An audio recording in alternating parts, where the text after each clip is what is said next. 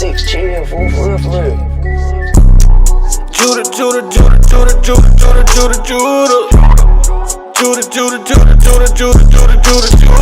scepter will never leave Judah. The scepter will never leave Judah. The scepter will never leave Judah. I'm Judah. Christ sprang out of Judah. King David was Judah. King Asa was Judah. Don't crowd me up, who gon' rouse me up? Alistair Crowley, your time is up. It's a big mess, I gotta clean it up. Esau, the end of my kingdom's up. On the eagle's neck, I'll press. I woke up from my rest. My rulership is up next. No vex. Judah. The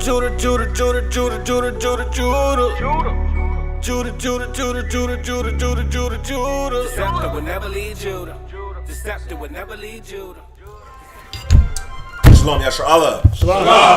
Shalom. Welcome to another class here with ISBHBK. We are located in Houston, Texas. The school address is 8524 South Braeswood Boulevard, Houston, Texas. Zip code 77071. The class times and days is Mondays and Wednesdays from 7 to 9 p.m. Friday from 6 to 8. Saturday from 10 a.m. to 2 p.m. We should have the class locations and addresses on the screen. We got them in Virginia, San Antonio. So look out. We got the school in Virginia. Class times and days out there: Tuesday, Thursdays, and Fridays from 7 to 9 p.m. Eastern Time. Saturday from 10 to about 2. San Antonio's class times is Mondays, Wednesdays, and Fridays from 7 to 10. Saturday from 10 a.m. to about 2 as well. And we ask that you like, share, and subscribe to our YouTube channels. You know, ISBHBK Houston, Virginia, and San Antonio. We also ask that you like, share, and subscribe to the Israelite Media Corp, the 5 Minutes of Wisdom, the Hidden Truth Bible Show. You know, check those channels out. Got some good videos, good informative videos. And, you know, we like to remind brothers and sisters that, you know, we do have the Feast of Hanukkah coming up. The Feast of Hanukkah is going to be December the 8th through December the 15th. So that's actually now less than 2 months away. So that's going to be here like that. Again, Hanukkah is going to be on December the 8th through the 15th. So look out for that feast. Also, you know, of course, we do have the Israel wear on and popping. You know, we ask that you do, you know, if you want to get your fringe game up, you know, you can definitely subscribe to the Fringed Up, which is for $35 a month. $35 a month, shipping included. You get a new shirt every month, Fringed Up, and you'll be in unity with all the other brothers that's getting that same shirt. Brothers and sisters that's getting that same shirt every month. And also for $70, you'll be able to, or $75, I'm sorry, again, shipping included, you'll be able to get the shirt and the headband, the shirt and the matching headband. So, you know, if you haven't subscribed to the Fringed Up, man, what you doing? God, you're missing out on some great shirts, some great headbands. So, you know, the sisters do great work, do very great work, I should say. So, you know, and also if you like to make a custom garment, have a custom garment made, you know, you can hit the sisters up, they can make it for you. So, yeah, definitely, you know, look into the Fringed Up if you haven't already. We do have the Hebrew Academy up and running too. So tomorrow we'll be doing it here in Houston. We do it here in Houston every Tuesday and Thursday, and we do Zoom call it. So if you're not in the Houston area, you can hop on the Zoom and check out the Hebrew Academy. And in VA, they do it every Wednesday.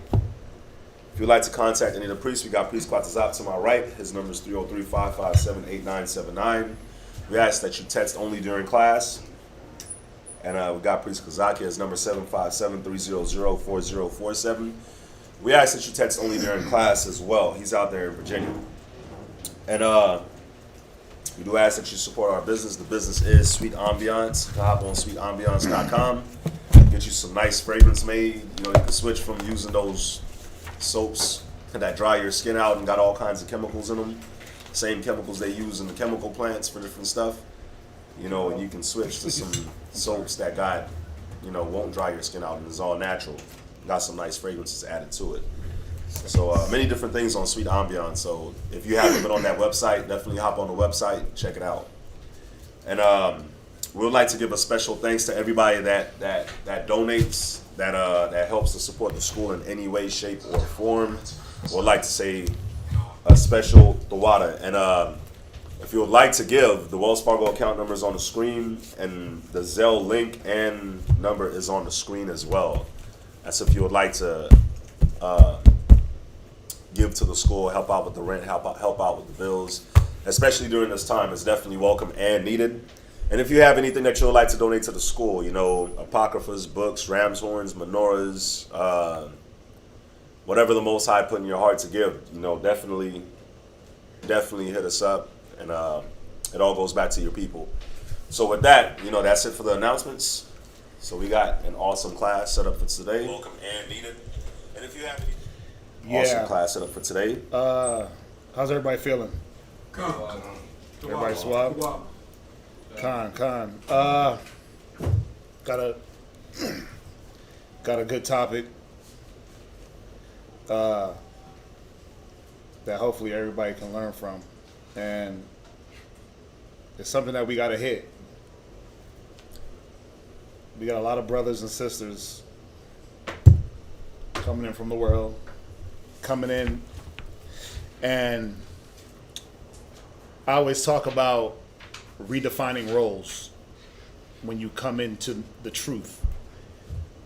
What the world taught you as a husband, a wife, how to be a brother, respect, what love is, all these things that the world taught, there has to be a revamping of what it is to do these things with the knowledge of the Most High. So one of the things we're going to go into today, the topic, y'all can see it there, the effeminate nature of the Israelite male.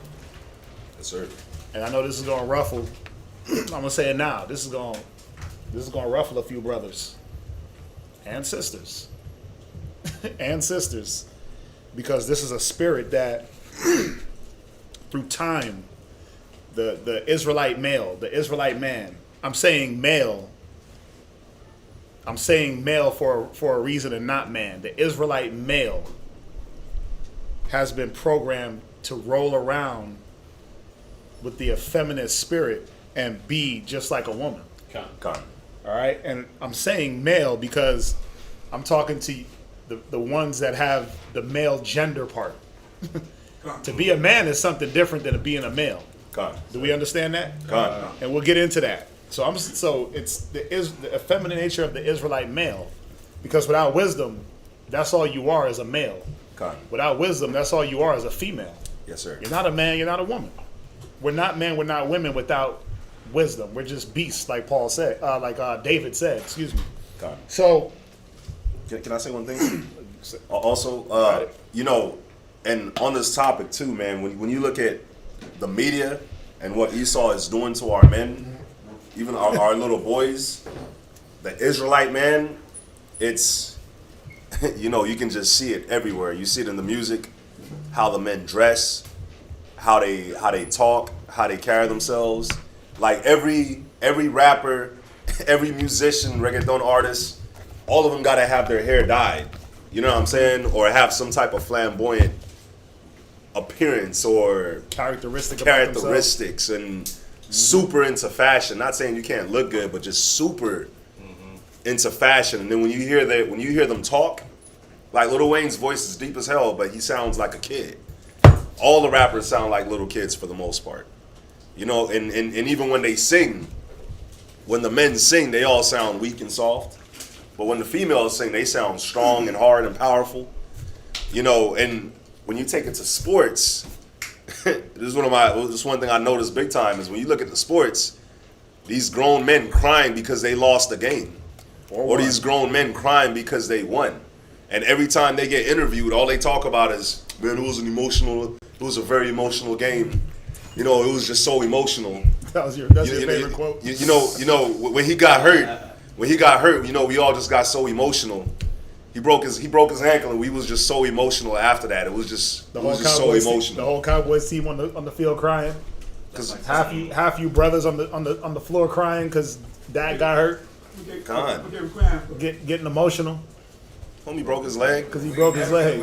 But the point is what he's trying to show you is that the media pumps, and I'm gonna take it way back before the media. Con. Before the media was a mainstay in the house and putting in you and indoctrinating you and your children. Yeah. We're gonna take it back to a pivotal point in history, where this effeminization of our people was very, very prevalent. The effeminization of the black male, and we got to go into it because let's just go to the scripture. Let's go to 1 Corinthians 6 and verse 9 real quick. Let's start there. 1 Corinthians 6 and verse 9. And, you know, you look at this word effeminate, and you're like, well, what's the big deal? What's the big... I remember when I first started reading the scriptures, I'm like, what's the big deal? Like, dang, that's such a crime? But when you get into the nature... When you get into the nature of it, which is what we're going to explore, we're going to get into the nature. Where does it come from? How is it roused up, this spirit in the black and Hispanic man? And why is it there? And we're going to see that it's wrong. Yeah. Read 1 Corinthians 6 and 9. 1 Corinthians chapter 6, verse 9. Uh-huh. Know ye not that the unrighteous shall not inherit the kingdom of the Most High? Right. Be not deceived. Right. And see, he's asking this question, Paul is, because a lot of people don't realize what is going to be in the kingdom and what's not. A lot of people think like, come as you are. Oh, he's just a little soft. Yeah. You know, he just a little tender. He'll make it. But let's read on. What's that? I think most male get their feminine spirit from being raised by the mother. And they get her, what you call it, her trace. You know what I'm saying? Hating the father and all that there. And then she get emotional. We're going to get into it. She don't know how to handle her. We're going to get into it. I can't get it out, but She doesn't know how to deal with her emotions. yeah, she don't know how to deal with her emotions. We're going to get into it. We're going to definitely get into that because that's a big part of it. Go ahead, read on. Be not deceived. Right? Neither fornicators, Right. nor idolaters, Right. nor adulterers. Right, so adultery, we know about adultery, idolatry, have no other gods before the Most High, fornication, Con. right? What else? Nor effeminate. You know what? Effeminate. Right, and you know, you read this, and he's like, be not deceived. These things, he chucks effeminate right up there with adultery and idolatry, along with abusers of themselves and mankind. What else? Read verse 10. Nor thieves. Nor what? Thieves. Go ahead.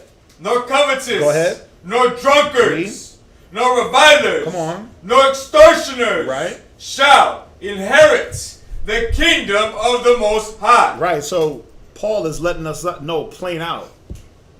These people that carry this nature Yeah. about themselves ain't gonna make it to the kingdom. So if you're a man that happens to be a little soft on the softer side, a little bit more in touch with your Feminine feelings side. or your feminine side, like the world tries to tell you, you might be in danger, man. We got to be careful. Now, let's go to Lamentations. You know, just one point on this scripture. Lamentations 4 and verse 1. Go ahead. You know how it doesn't say a certain gender. It just says these types of people won't get into the kingdom. And when you think about effeminate, you think that, oh, that's just what a woman is, effeminate. But it's not even for a woman to be like that. Nobody that's like any of these attributes get into the kingdom. Well, let me just add something to what you said. Effeminate is for women. That is a female trait, to be effeminate. Yeah. Once we go through and understand what it's talking about, you're gonna see. Wait a minute, what's going on here? Yeah. Right? Go ahead, read on. Lamentations chapter 4 verse 1. Go ahead. How is the gold become dim? Right? How is the most fine gold changed? Go ahead. The stones of the sanctuary are poured out in the top of every street. Right, and as we go through the scripture, we're understanding that the stones, the gold represents the sons, the daughters, the children, the people of Israel. Con. Go ahead. The precious sons of Zion. The who? Precious sons of Zion. Go ahead. Comparable to fine gold. Right? How are they esteemed as earthen pitchers? Right, and again, another and this is that were like fine gold, that were like precious jewels. They've been changed to basically nothing, no value. Well, it goes into you now asking yourself, how is a man valued? How is a male? I'm not gonna use man yet. How does a male show his value? Yeah. Well, he can't show his value by taking on female traits. He's no longer a male. He's no longer a man. So the question is, how did the fine gold become dim? How did the strong, when we once were able to, what did it say? One would chase off 1,000, and two would put 10,000 to flight. How were we able to do this? And now we won't even get up to fight. We won't even get up off the couch, put down the remote, put down the blunt, to get up and learn, teach our children, teach our daughters, our sons. Show our people a better way. Show our people a better way. We're not even man enough, a lot of us, to get up and do what's required of the Most High. Okay. And that's just one aspect that we're going to touch on. I'm going to touch on a various broad spectrum of this feminization. Nicodemus. I think one way the man lost his strength value because the world pushed the women forward and set the men back. They get the women the best jobs and get a man what they can get. They treat the men worse than they treat the women. They set the women on high. They set the men on low. And that's one way they lost their value. Because when a man can't take care of his family, he lose all principles and morals. He do whatever he can do to get by, to get what he want to get. Mm-hmm. That's breaking the law or selling his soul or whatever. You're absolutely right. Do whatever they want to do to make it, because they know the white man is somehow against them, and they push the women out there, to be powerful than the man, and that's feminize the man. Because the man can't take care of his family like he's supposed to. Like it was set up at the beginning, and then he lose all his morals and principles. And it don't get no worse than that. That's part of it, but let's take it back. Whose fault is that? When he said, I'll create a new thing in the earth, a woman shall compass a man.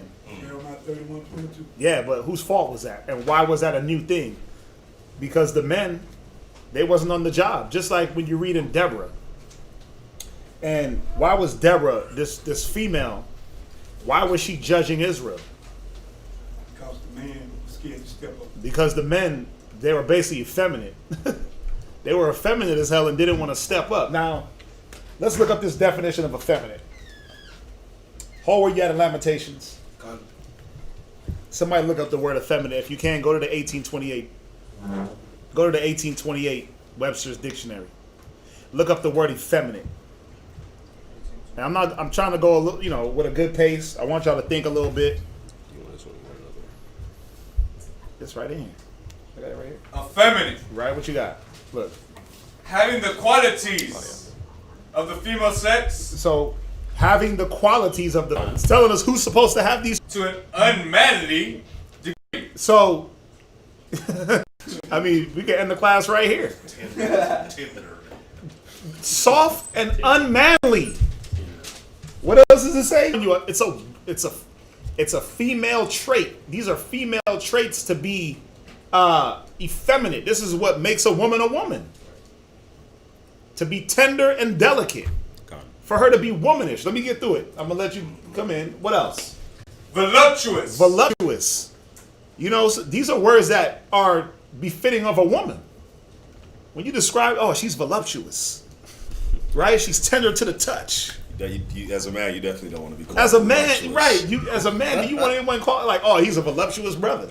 That brother's real tender. Now we do understand that when you read in Deuteronomy 28, right? Let's bring some clarity. It said the tender and delicate man that is amongst you. I know, I'm with you. The tender and delicate man among you, but what was that showing about us as men? Well, that we had a well-rounded character. Yeah.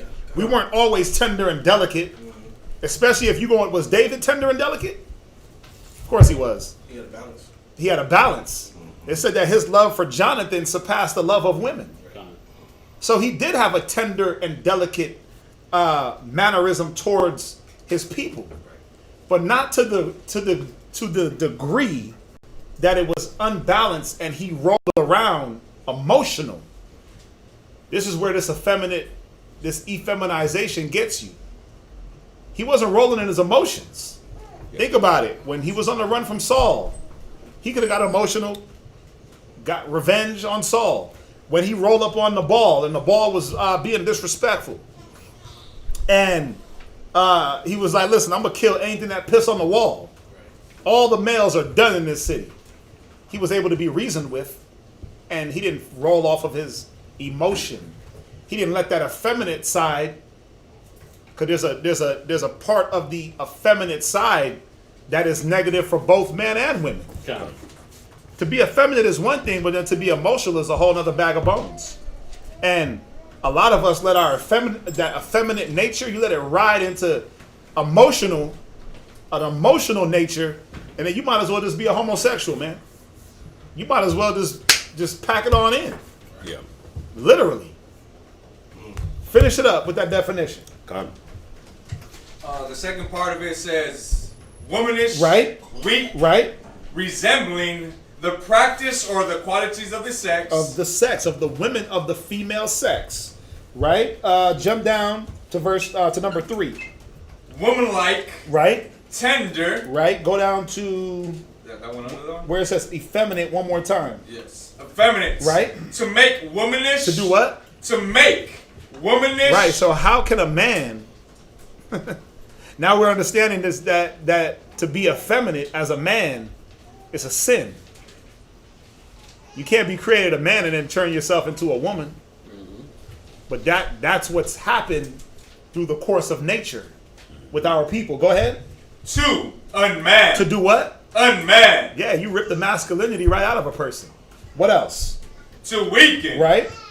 As to effeminate children. Go ahead. What's the other part? To grow womanish To grow or weak. to grow woman. You see how this definition keeps pounding this strong fine gold to this weak pottery. Well, we've been effeminized. We've been indoctrinated. We've been weakened. Right? It says we've grown womanish. Finish up that definition.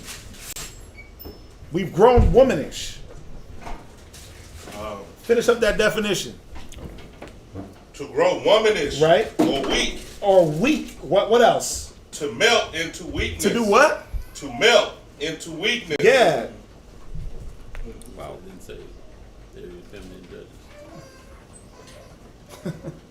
Man, everybody wants to combat. Listen, when you read the story in Judges, it didn't have to say that they were effeminate. They weren't on their job. And if you let me finish with the class, you'll see. It didn't have to use the word effeminate for what they were doing in Judges. When who was that? Barak? I got it right here. That didn't want to step up. It didn't have to use the word. It was effeminate for him to sit back and rely on a woman. But see, that's what America. That's what we've been taught, to sit back and rely on our women, fall back and let them take the reins. Yeah. It's effeminate. Remember. Hold on, read what you got. Judges chapter 4 verse 8. Go ahead. And Barak said unto her, If thou wilt go with me, Okay. then I will go. But if thou wilt not go with me, then I will not go. And she said, I will surely go with thee, notwithstanding the journey that thou takest shall not be for thine honor. For the Lord shall... It shall not be for thy what? For thine honor. For thy what? For thine honor. Because the Most High don't honor the way Barak was moving. It was effeminate. It was effeminate. It was effeminate. He didn't stand and do his job. He was slothful. I know Israel wants to combat. I know, and go back and forth. We ain't doing that. I know you want to go back and forth. Like I said, I knew it was going to ruffle feathers. You start bringing out characteristics of how brothers be rolling, getting emotional, it's going to ruffle feathers. So, That's right. if the shoe fit, so be it. If it, what do they say? If it Hit don't dog. apply, let it fly. Hit down on holler. A hit dog don't holler. Gonna holler. A hit dog gonna holler, right? Yeah. Somebody else said it online the other day. I didn't get it. I get it now. I get it now. But see, even that little outburst online, that's effeminate as hell. That's effeminate. Ask a question, but don't just start jumping out making statements. And that's what we going into, where brothers don't know how to hold a standard, man. Gone. You yelling out a turn like a woman, like a child. We got to stop it. We got to come back to some type of order. And that's why we got to go over classes like this for simple examples just like that. This is what we deal with all the time, man. Brothers hop on. No. Okay. Whoa. No need for that. Proverbs chapter 29 verse 11. Proverbs 29 and 11. The book of Proverbs. You know, I love it because y'all prove the point. Y'all prove the point. Like, y'all prove why we got to do these classes. Go ahead. What you got? The book of Proverbs, chapter 29, verse 11. Go ahead. A fool uttereth all his mind. Who? A fool uttereth all his mind. Yeah, he's just gonna jump in and blurt out things without hearing things out to find out, okay, where is the flaw in it? You can't point out a flaw if you haven't heard the conclusion of the matter. You can, if you're listening to the build up. I love it. Just because you read the back of a book don't mean you understand the whole book. It's just a summary, a brief summary. You can't throw out your whole mind like that. That's an effeminate quality, and that's why, like Quatazab said, this type of class is needed. That's why these classes be needed, man. Y'all prove the point. These outbursts. It's like, well, let's rationalize. Let's listen to each other like men. Let's deal as men, like men of the scriptures. Like the scriptures say, let's reason through the scriptures like men. Come. Instead of arguing back and forth with our emotions. We go to the Bible. We don't argue. Go ahead. But a wise man keepeth it until afterwards. Until when? Afterwards. A wise man does what? Say it again. But a wise man keepeth it in till afterwards. Okay, so after hearing it all, after catching the whole class, instead of catching bits and pieces, or coming in late, or just logging on and hearing one little thing that you're taking in your mind out of context, wait till the whole puzzle get put together. And then, if something's wrong, ask your question. Ask your question. Say you disagree. Say you disagree. We are more than willing to clear up any misunderstanding, whether it was in the scripture or the interpretation. I mean the edification. Excuse me. Let's jump back. Let's jump back to this definition because I like it. Finish that definition of effeminate. Start from where it says to make womanish. To make womanish, right? To unman. And this is what's happening with our people, man. You see it all through Facebook, all through YouTube, all through the internet, all through the different dealings with brothers. You see it. You've been unmanned. Go ahead. To weaken. Right. As to effeminate children. Go jump down. To grow womanish or weak. To melt into weakness. Right. You've been changed. Come. Our nature as black and Hispanic males, as Israelite males, man, it's been changed. Yeah. I mean, you don't got to accept it, but it is what it is. Go ahead, finish this, and I'll let you come in. Oh, that's it on that. What's that?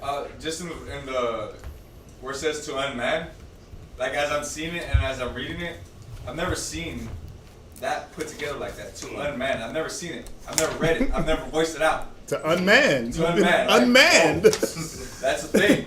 Like you've been emasculated. Right. You've been unmanned. Now, how did this happen? Well, Nicodemus made some good points. Brothers, single parent household. You latched up under your mama. You know, you've been a titty baby your whole life. And some brothers, and they'll admit to it, they've been raised with their mother, their grandmother, and maybe an aunt and sisters. And all they had was one side of the balance. That's all they had. And what did that do for them? No male in the house. You're gonna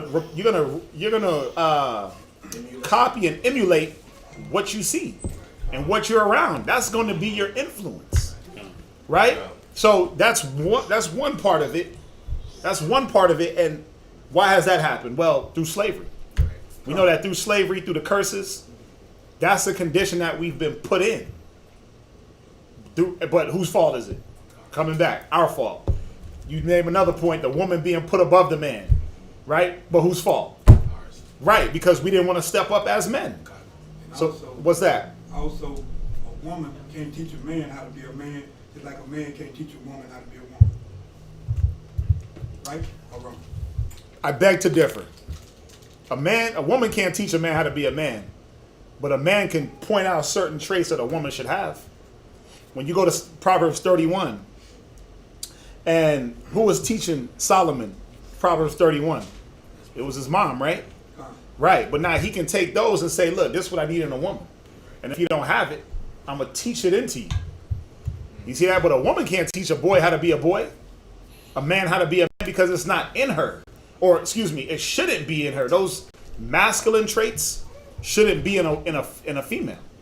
I'm going to come to you, Benaiah. What's that? On that 2 different time period, like Solomon was ruling at the time. You know, we under rulership. Well, it still don't matter. If I sit my rib down and teach her Proverbs 31, am I not showing her what a woman should operate like? But a lot of people don't teach the Bible out there. Right. You know what I'm saying? But I'm saying, but for us in here, remember. Yeah, I know what you're talking No, about. remember. This says for the Israelite male. This class is for the ones that know they're Israelites. I'm not even dealing with them. They're definitely. You ain't talking about that? Hell no. Hell no. I'm talking about Negroes that know better. This is the sad part. Oh, okay. There's men that know that they're Israelites. They know Christ is black. They know the 12 tribes. They know Hebrew. But they roll in this nature. Yeah, this is for us in here. I'm not worried about them out there. We know how they roll. They're programmed already to roll a certain way. We're trying to be reprogrammed, but we got to go back and explore where did it start and how come it's so hard for us to come up out of it. And you named some real good instances, some real good pivotal points in history that happened. But again, back to it, it was our fault. Benaiah, you had your hand up. Oh, never mind. Right. So let's go into this real quick. We're going to go into this Willie Lynch, page 18. And let's understand, and you know, there's people out there that have issues with the Willie Lynch document, whether it be a real document or not.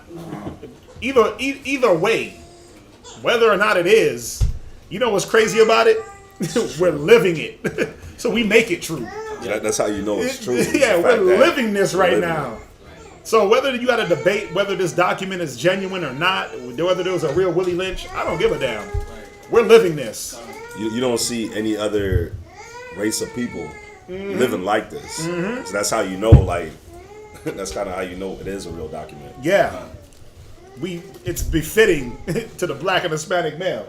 And then also, if I can, when we left off the west coast of Africa, like places like Cape, what is it called? Cape Verde? Cape Verde, like those spots were set up for the slaves to stop and be broken before they actually went to where they were going.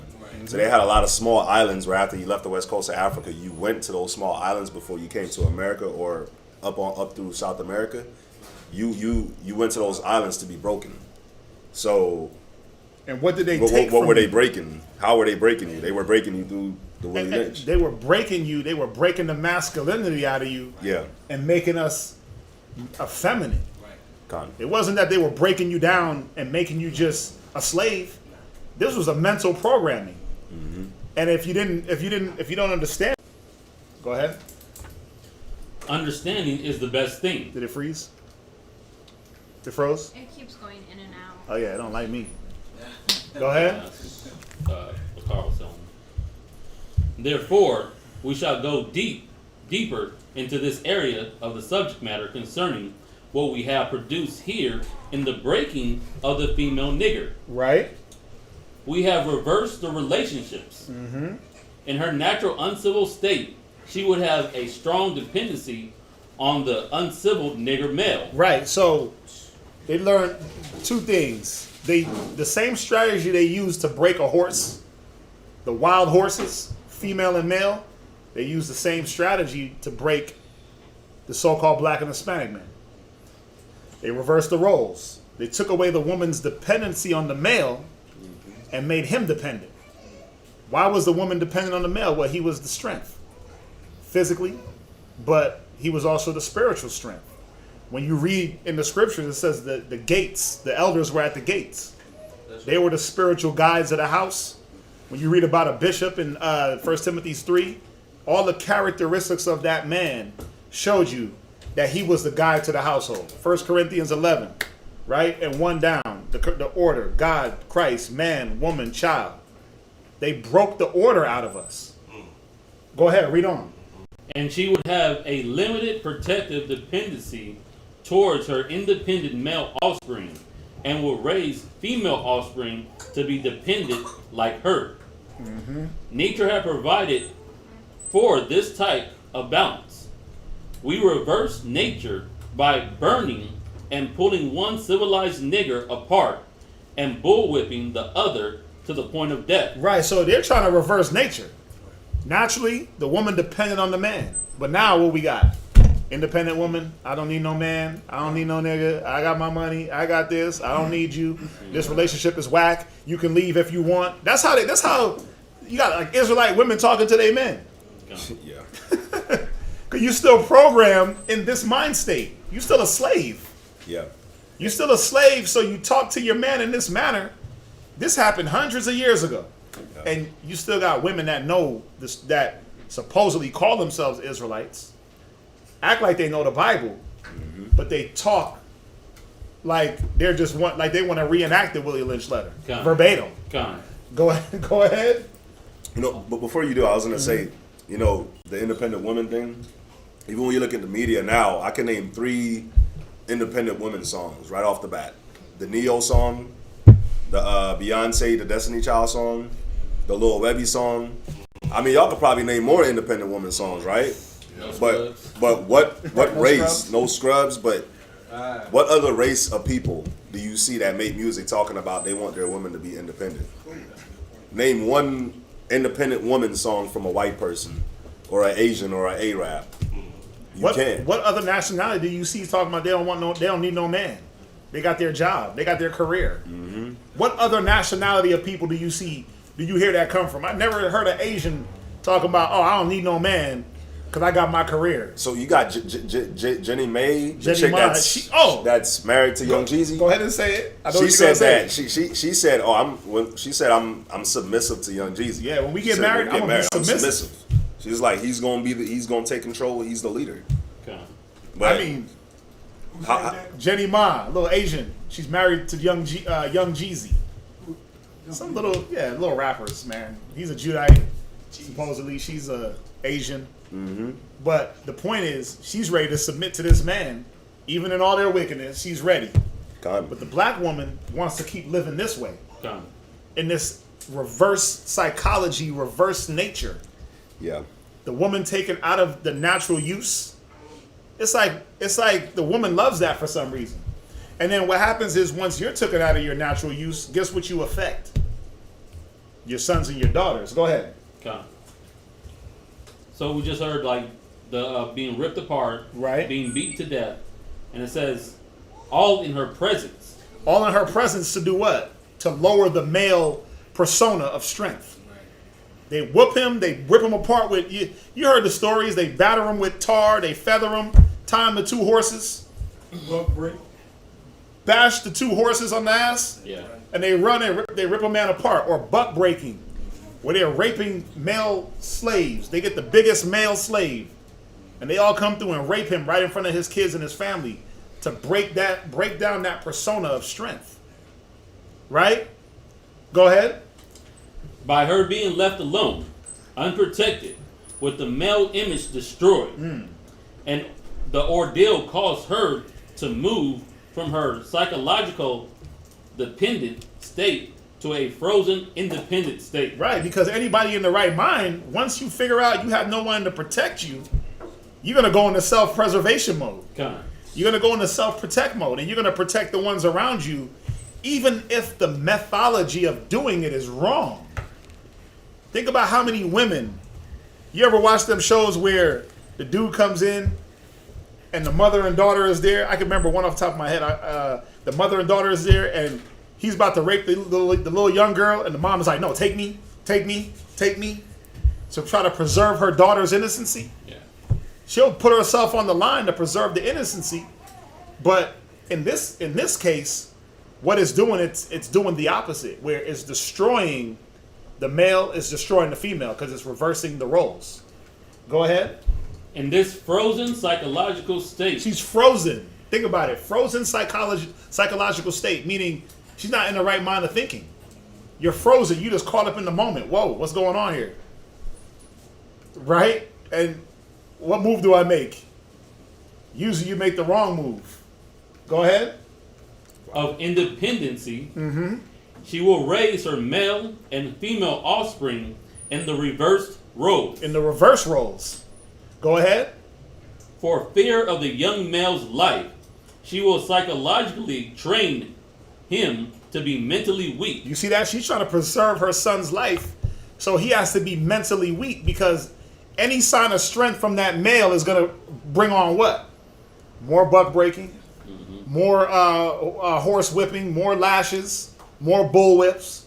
So she's like, how do I preserve my son? Well, I have to lower his masculinity.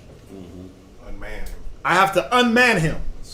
I have to melt him into tenderness. I have to make him more tender and more approachable.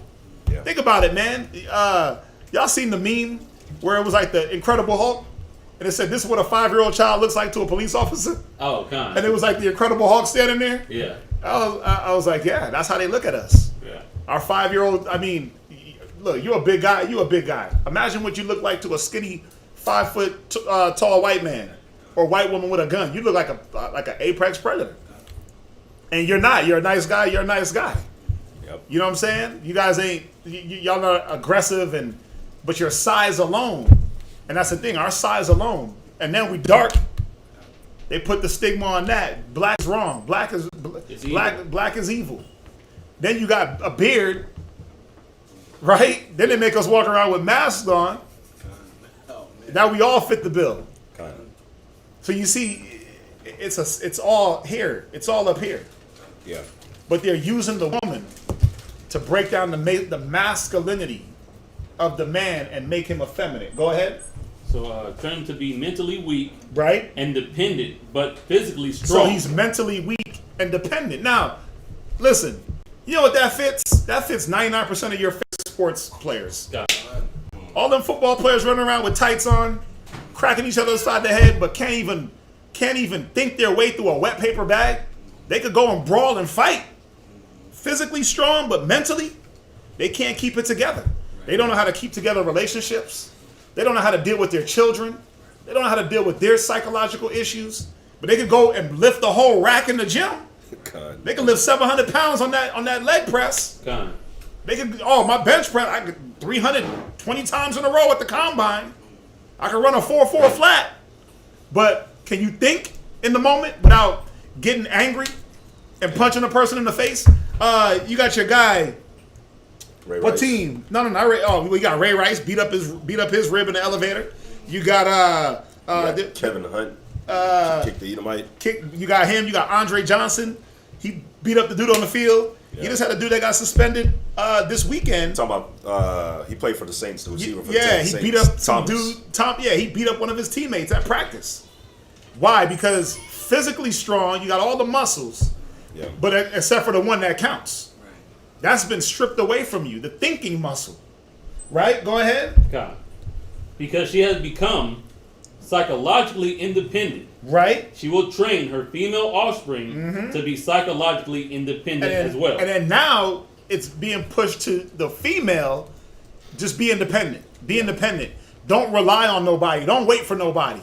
There's no one here to protect you. Look at all of them. They all broken down and docile. Just like in the time of Deborah. Just like in the time of Deborah and Judges. The men were docile. Yep. They was broken down and they wasn't ready to fight that war without having that leadership. God. Go ahead. What have you got? You've got the gonna rap? nigger woman You gonna out rap? in front and the nigger man behind and scared. This is a perfect situation for sound sleep. Program that woman to break the rest of her children, to break the rest of her generations, and make them conform into being effeminate and for the male and being masculine. That's where your masculinity comes from, you sisters. Being masculine as hell and always trying to usurp authority because you've been trained this way. All the way from your generations. When you thought Big Mama, oh, she was a strong, powerful black woman. No, she was going against the Bible because she was beating down her husband with her tongue and putting him down and putting herself up. That wasn't strength. That was actually weakness. Yeah. Defense mechanism. That's what they call it, right? So if you don't have a defense, the real defense was gone, the man. I got to create a new mechanism. And what is it? Your loudness, your rebellion, your unwillingness to follow, your unwillingness to hear. You get all the way into your emotions. All the way. Right? Same thing with the men, though. You get all the way into your emotions. Rebellious. Unwillingness to hear. Unwillingness to follow. Can't trust no niggas. Right? Can't trust nobody. That's been programmed into us. You know, just on what you're saying, you can look back at your family, all of us, the whole 12 tribes, right? And you could say, who was a mentally strong person in your family? It was never the grandfather. It was never the uncle. Nah. It was always grandma, auntie, mom. It was always, it was always a woman. Always the woman. And when she passed, what happens? Usually the family just they stop coming together. She was the glue to the hell of the family. Yeah. And yeah, like he said, she passed away, and what happens? The whole all of a sudden, everybody want to kill each other. Everybody's beefing with each other. Nobody wants to talk to one another. Why? Because the roles were wrong. And then just think about your uncle and your grandpas. They were usually quiet. They just went to work, come home, chill. But grandma was the one that was, mostly talking and mostly active and putting things into motion. But, he was just there. But that stems from, what we're going over now. Go ahead. Read on. Yeah. He cannot get past her early infant slave molding process. See that? Early infant slave molding process. Go ahead. He is a good tool, now ready to be tied to the horse at a tender age. Right. Jump. Read on. By the time the nigger boy reaches the age of 16, he is soundly broken in and ready for a lifelong of sound and efficient work. Think about it. Take that right to this day and age. Your average 16-year-old is what? They're prepping him to go do what? Jump into that workforce. Not to think for himself. I gotta protect my mama, right? I gotta go get it for mama. You the real MVP, right? You crying on stage, right? You gotta go buy I gotta go buy my mama a house because she did everything for the family. Daddy was there, but he worked all the time. But I gotta go buy my mama a house because she did the work. Think about it. That's what they pump into the kids. They prep them for this long life of being docile, effeminate, weak, and tender. Go ahead. And the reproduction of a unit of good labor force. Right? Go to continually, yeah. Continually through the breaking of of uncivilized savage niggers by throwing the nigger female So savage. this is a recap of all we just read. Go ahead. By throwing the nigger female savage into a frozen psychological state of independency by killing the protective male image. See that? You kill the protective male image because that's what we were. We were the protectors. So if you go back to Barack, he was trying to get Deborah to protect him. No, we ain't going to go unless you go, Deborah. So who was effeminate and who wasn't? My good brother earlier. If that's not a feminism, I don't know what is. We totally off there. We were supposed to be the protectors. We're the ones. When you read about Moses setting up the army, when did he ever say, and grab all the females from age 20 to 30 and have them fight the war? Never. We didn't roll like that. That's America. That's all these other countries. They'll put their women on the front lines. Why? Because the men are weak. You got women that are they're way more courageous and way more strong mentally than a lot of men. Yeah. Where and I'm not taking anything away from the women, but you have to see how the roles have been reversed. I got nothing against y'all, but it is what it is. Done. Right? Go ahead, read on. And by creating a submissive, dependent mind. And let me say this, because when you put a woman in that physical place to have to kill and fight wars and have to head everything up, what does that build in her? It takes away her being tender, delicate, voluptuous, womanish. Now she's mannish. So that's how we know it's wrong, because it puts the male traits on her. You see that? Go ahead. And by creating a submissive, dependent mind of the nigger male slave, we have created A submissive, dependent mind. That's what they've built in us. Yeah. Submissive. And what do you submit to? Yeah, because you're not submitting to the right things. You'll submit to the bag of weed. Yeah. You'll submit to your woman. You submit to your mama. I'm a mama's boy. I'm an auntie's boy. I'm a grandma's boy. You'll submit to everything around you except for the right things. Yeah. You won't submit to righteousness. You won't submit to this is how a man is supposed to operate. Go ahead. we have created an orbiting cycle that turns on its own axis forever. Why? Because the more women, every time a baby pops out, if the woman is programmed, she just program that baby, either or. And it's a cycle that just, I mean, look where we at. Hundreds of years later, 500 years later. Yeah. Again, even if this was not even if you got a dispute with this document, look at the condition of what we're in. Yeah, let me finish this. I'll let you get something. Go ahead. Unless a phenomenon occurs. Unless a what? Phenomenon occurs. And what is that phenomenon? Well, that's the waking up. That's the redefinition of man and woman, male and female. That's what the phenomenon has to be. The wisdom, the knowledge, putting us back in the right mind. Go ahead. And reshifts the position of the male and female savages. We show that we mean by example. We show what we mean by example. Right, that's it. That's it on that. Okay. What you got? Jeremiah chapter 31, verse 22. Go ahead, read it. Jeremiah chapter 31, verse 22. How long wilt thou go about, O backsliding daughter? For the Lord has created a new thing in earth. Right. So if the Most High created that, how can we come back? Well, don't misunderstand when it said the Lord had created a new thing in the earth. We created that from our doings. Yeah. It was our doings. Did the Most High put us in slavery? God. But did we put ourselves in slavery? But we broke the commandments. But but you see what I'm saying? It was us. Don't get it twisted and misinterpret what it's saying. The new thing in the earth that was created, that a man had to go over a woman because again, we became submissive and docile. So what was supposed to happen? It's like It's a by proxy type of thing where something has to occupy the space.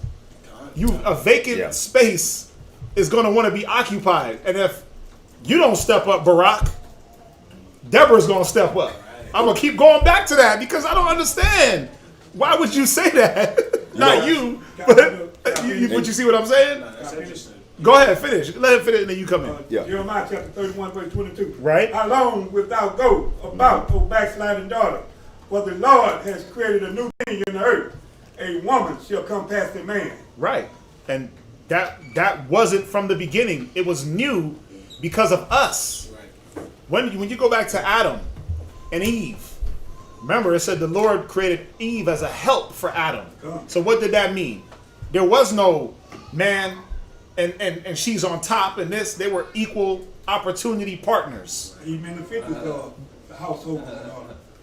All the way back to when we come out of slavery, the household was still in order. To a point. Up to like the 70s. To a point. To a point they were. To a point they were in They order. still was destroying people. They were in order to a point, but they weren't. The household wasn't founded on the law. That's why it was so easy to be disrupted. Yeah. You see that? But this new thing that was created, we created it through our lack of following. Okay. Somebody had to occupy that space, right? Somebody give me Proverbs 14 and 17. Now, let's get into it. Let's get into the class. You like that? We didn't get into the class yet. Let's get into it, right? So there's a few things that we got to dispel, and you know, we were taught as male. We were taught that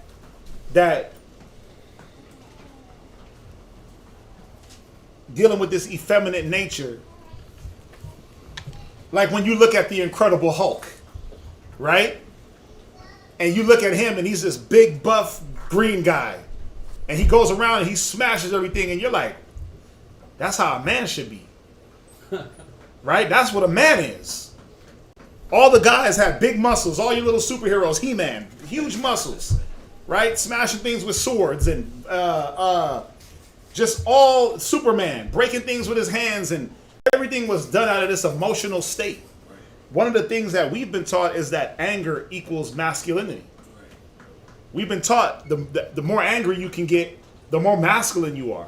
Right. Where that's very, very, very far from the truth. Somebody had their hand up. Go ahead. What's that? Even those type of guys, even look at the Hulk, Superman, all them, they be the most insecure people. When you have all that anger, you're the most insecure person. You can't accept yourself. You know? And they're actually most effeminate. Like the Hulk, you don't like me when I'm angry? Right. Don't make me angry. You wouldn't like me when I'm angry. Like, control your anger. God. Right? Control your anger. But see, the things that has been put to us just through our whole upbringing from America and before has been the first thing you do is get angry. Act out of this effeminate, because it's an effeminate emotion. To get overly angry, the scriptures say be angry and sin not. Yeah. So it's okay to be angry when needed. But to always roll in anger, that's how you know you're moving effeminate. Go to Proverbs 14 and 17. The book of Proverbs, chapter 14, verse 17. Right? He that is soon angry dealeth foolishly. He says what? He that is soon angry dealeth foolishly. Yeah, he that is always quickly angered, it says he dealeth foolishly. Now, all we have to do is just revert back into our lives. Just hit the rewind button and say, man, how many things did I do out of anger and it produced a foolish result? And it doesn't mean like you went just like berserk and start Hulk smashing desks and pounding on people's cars and flipping over buildings. But just think about anger itself and how you acted out of anger and the result. Read on. And a man of wicked devices. Because anger is a wicked device. And the things you do out of anger are wicked devices. It says a man of wicked devices is what? Hated. Right. So think about it. Let's think about it. Let's think about it. When you're dealing with your woman and she knows how to boop, boop, boop, boop, boop, boop, boop, boop, boop, push that button. And you let that anger take you to a place now, the devices you use to subside her foolishness is what? You might snatch her up. Right. Come here, let me talk to you. Snatch her up. Right? Mm-hmm. Smack her across the face. Kick her down the steps. Take a book, smash her in the face with the book so it don't leave no scars. Oh, yeah, the phone book? Yeah, you put the phone book close to her face and just... Right? No scarring. But think about it. Think about the result. Think about the result down the line. Think about that device that you used to remedy that problem. Because why? We've been taught to be masculine, to be men, is to act out of anger. Right. Yeah. It's to act out of emotion. It's effeminate. And anger becomes the first thing you roll with. He that is soon angry dealeth foolishly. I'm going to show y'all. Read on. Verse 18. The simple inherit folly. Go ahead. But the prudent are crowned with knowledge. Yeah, the simple man, the one that relies on his emotion, the one that lets that effeminate, weak nature take over. What does it say? He says he inherited folly, man. Yeah, now, it's a reward, yeah. let's see if y'all are thinking, what is the prime? I want to see, because when this hit me, I was like, wow, I didn't even think about this till I was going through the scriptures and I found it. I was like, man, it's a good one. What's a prime example of a man moving through his anger and committing straight folly in the scriptures? Benaiah. Killing? Huh? Killing out of rage? Who we talking about? Name somebody. Who killed out of rage? Oh, It was Reuben, right? Who? Reuben, right? Okay, that's good. Reuben, they did that to brothers. They killed out of rage the Hamite nations.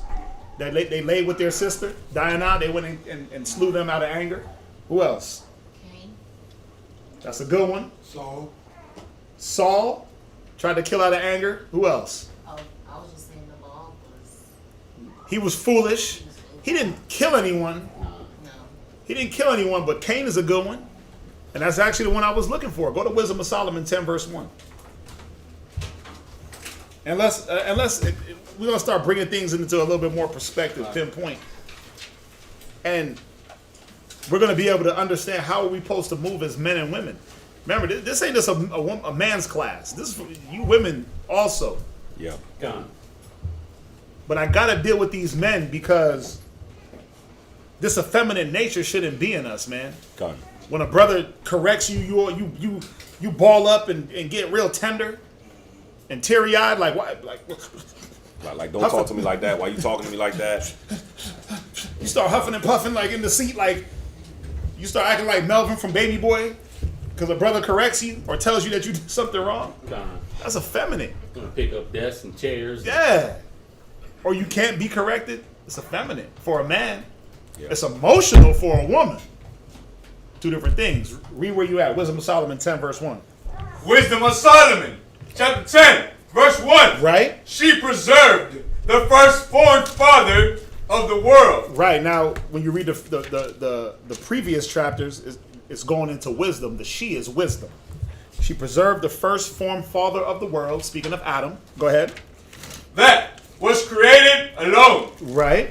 and brought him out of his fall Go ahead. and gave him power to rule all things. Yeah. But when the unrighteous went away from her in his anger, In his what?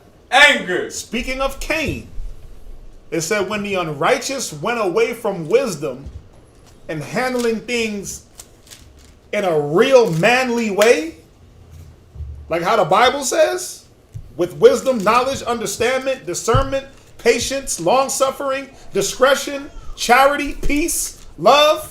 When he went away from all of that, he relied on his anger. And what happened? he perished also in the fury wherewith he murdered his brother.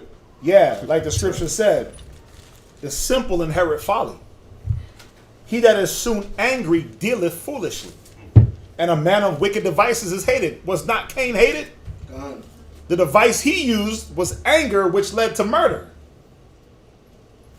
Now, is everybody in here a murderer? Anybody in here let their anger get to the point where you murder somebody? nah, But do you think it can? If you keep tapping into that anger, don't you think that after a while, that levee is going to break? And you're going to get so roused up in your spirit that the next time you grab her, you're going to rip her arms out the shoulder. Or the next time you slap her, you're going to knock her nose off her face. Gone. Or kill somebody. You know, has anybody ever thought about something that makes them mad? And that rage just builds up in you and you can really feel it and you're like, damn, like I would really, if I was in this moment right now, like I would really kill this person. So, you know, that's just showing you like anger can take you there. If it hasn't taken you there yet, good. But if you feel that within yourself, it can take you there if you keep letting it fester in you. What's up? Tupac said, I ain't a killer with no pussy. Yeah, and our people love our people love using that and saying that. You know what I mean? But where does that come from? It comes from anger. It comes from anger and a lack of being able to maintain control. You know, when a man will lashes out physically like that, it's because just like how the scripture keeps calling someone that's hasty or rash or quick, foolish. It's because you don't know how to think. You don't have in your brain. There's no other way of handling this. Versus is the only option that you got is to put your hands on somebody or to break something, to throw something, to lash out in an effeminate way. That's the only way your brain knows how to process it. Instead of using wisdom, like the scripture says, wisdom is better than weapons of war. Instead of using wisdom and being able to talk and verbally deal versus lashing out like that, it's because you're foolish. That's what the scriptures say. And it's because you've been melted. The objective thinking that's being put in you through the word, the emotions in you are so strong, and that effeminate nature in us is so strong that it melts away any type of cognitive thinking, any type of, well, let me step back, pause, observe, and then react. That's why you get people that'll hop online and then just start talking. Oh no, y'all do. It's like, whoa, hold up, brother. Hold on. You just got here. We've been on this. We've been doing it. Mm-hmm. You'll get ones that'll hop online. We'll already be online for 4 or 5 hours going through a class, and they'll hop on late and then try to, well, what about this scripture and what about that scripture? But we already covered that. Tame down your emotions real quick. Mm-hmm. Get out that effeminate nature. Hear the conclusion of the matter. Use the Bible. Use the wisdom of the Bible to figure out what's going on. That way it don't become this thing where you got to get put in check online in front of everybody. Because you let your emotions ride before actual being objective through the word. Okay. That's what we lack, man. And it goes, listen, all different things are now affected by emotion. Your lack of judgment. Okay. Because the way you act is how you judged. That's how you judge the matter. And if you judge in the moment incorrectly and you act out of that, what does it say? A man of wicked devices is hated. Now you see why a lot of us, when you can't go around certain people, they hate you being around. Because you always get into your emotions. You always rely on the wrong way to fix things. Very important. Go to Proverbs 14:29. I'll let you got something? Yeah. Okay. Yeah. Go to Proverbs 14, verse 29. The book of Proverbs, chapter 14, verse 29. Go ahead. He that is slow to wrath is of great understanding. Right. You see that? He that is slow to wrath has great understanding of what? What is his understanding great in? That he's slow to wrath, or how to mitigate problems and subside other people's anger? How to deal with it. It says, a soft answer turn away wrath. Spit on the fire and you'll put out the flame. Right? Not add more fuel to the fire. Hop in the fire with gasoline draws on. No, spit on the fire, you'll put it out. But a man of understanding, he'll sit back and say, whoa, hold on. This person in front of me is angry. Yeah. Right? So do I combat anger with anger? Emotion with emotion? Where does that get anybody? Jail.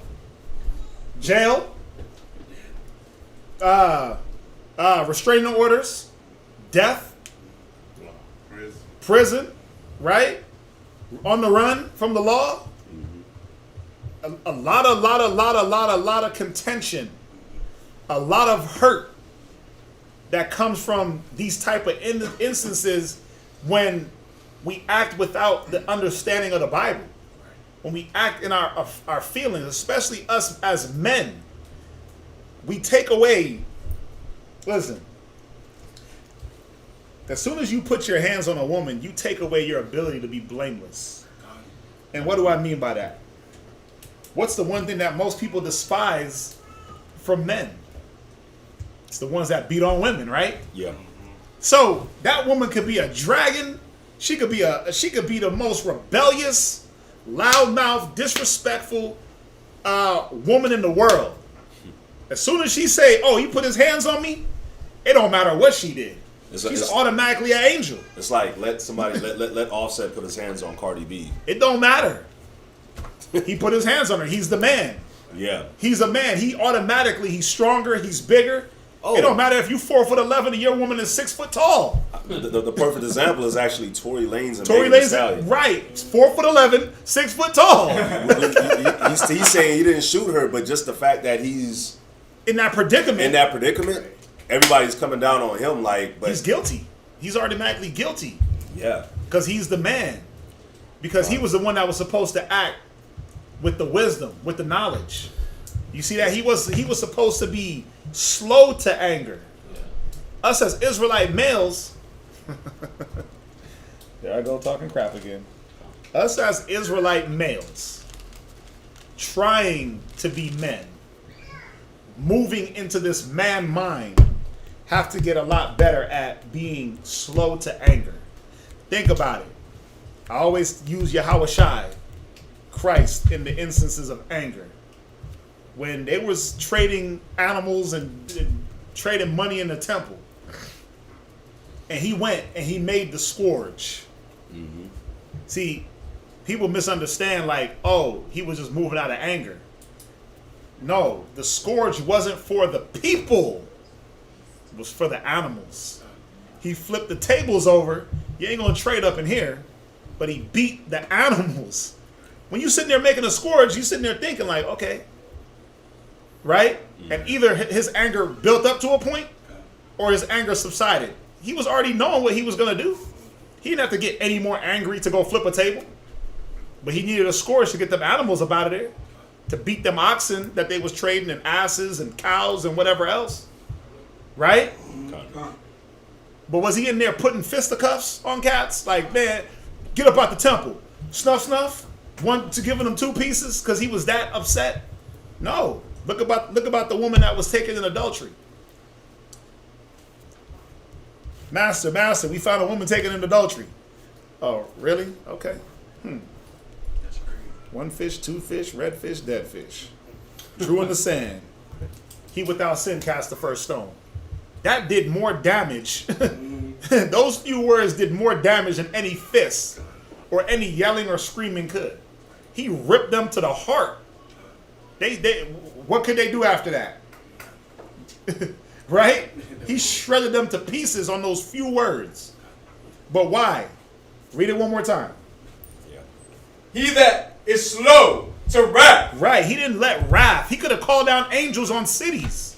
Master, should we call down angels? No, I didn't come to destroy lives. I came to give life. That ain't the time. This ain't our kingdom, else will my servants fight. He knew that it wasn't the time for wrath and back and forth and emotion. Let's get this job done and let's do it right. Even when Peter, you're going to betray me twice before the clock crows. He didn't sit there like, Peter, man, what the hell's your problem, brother?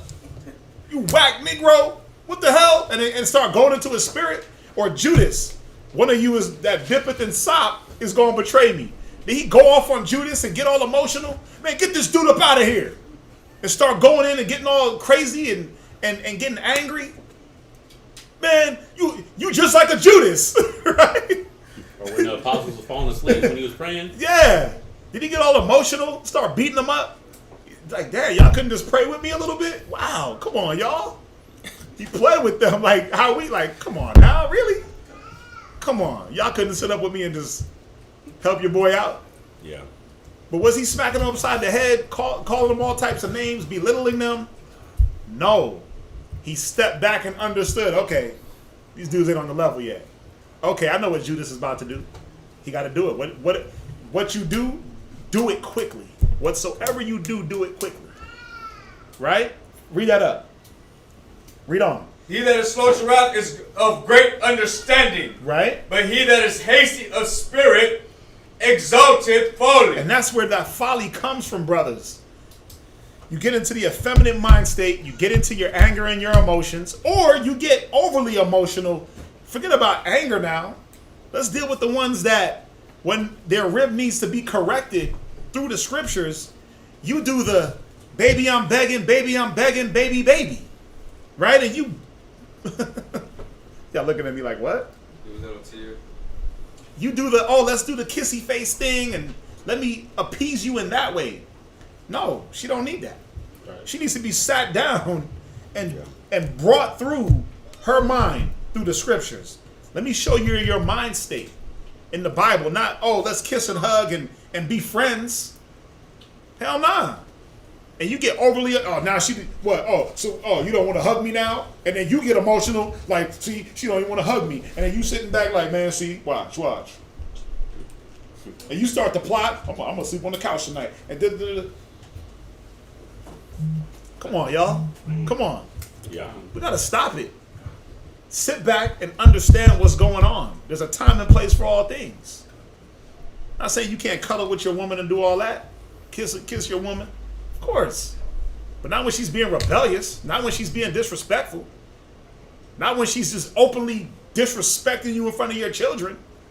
And you want to do the, baby, it's going to be okay. No, the hell it's not. It's definitely not. No, it's not.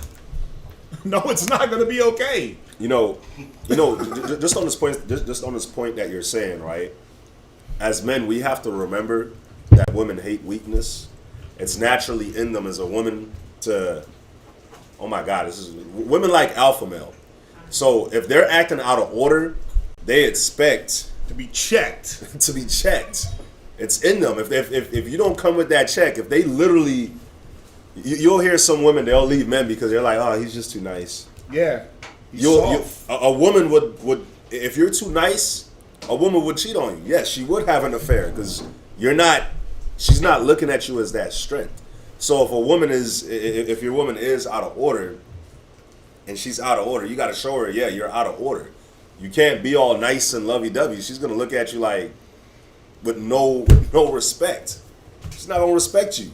But then when she sees something in the street that she's like, I see more strength in him than my own man, she's going to respect that. She'll gravitate to that. So as men, we have to remember like that the weak, soft, effeminate spirit that, especially when your rib is out of order, you can't do that. They don't respond to that. Even your mannerisms. Ain't no man supposed to be standing here like this. With his hands on his hips and all that. Like, nah, man, come on, we men. Yeah. Even your mannerisms show the effeminate nature that has been embedded into you because we're around the females too much. It's like my son. It's like superhero sin. But there's a more way that some guys be doing it where it's like you look too womanish. Head lean and all that.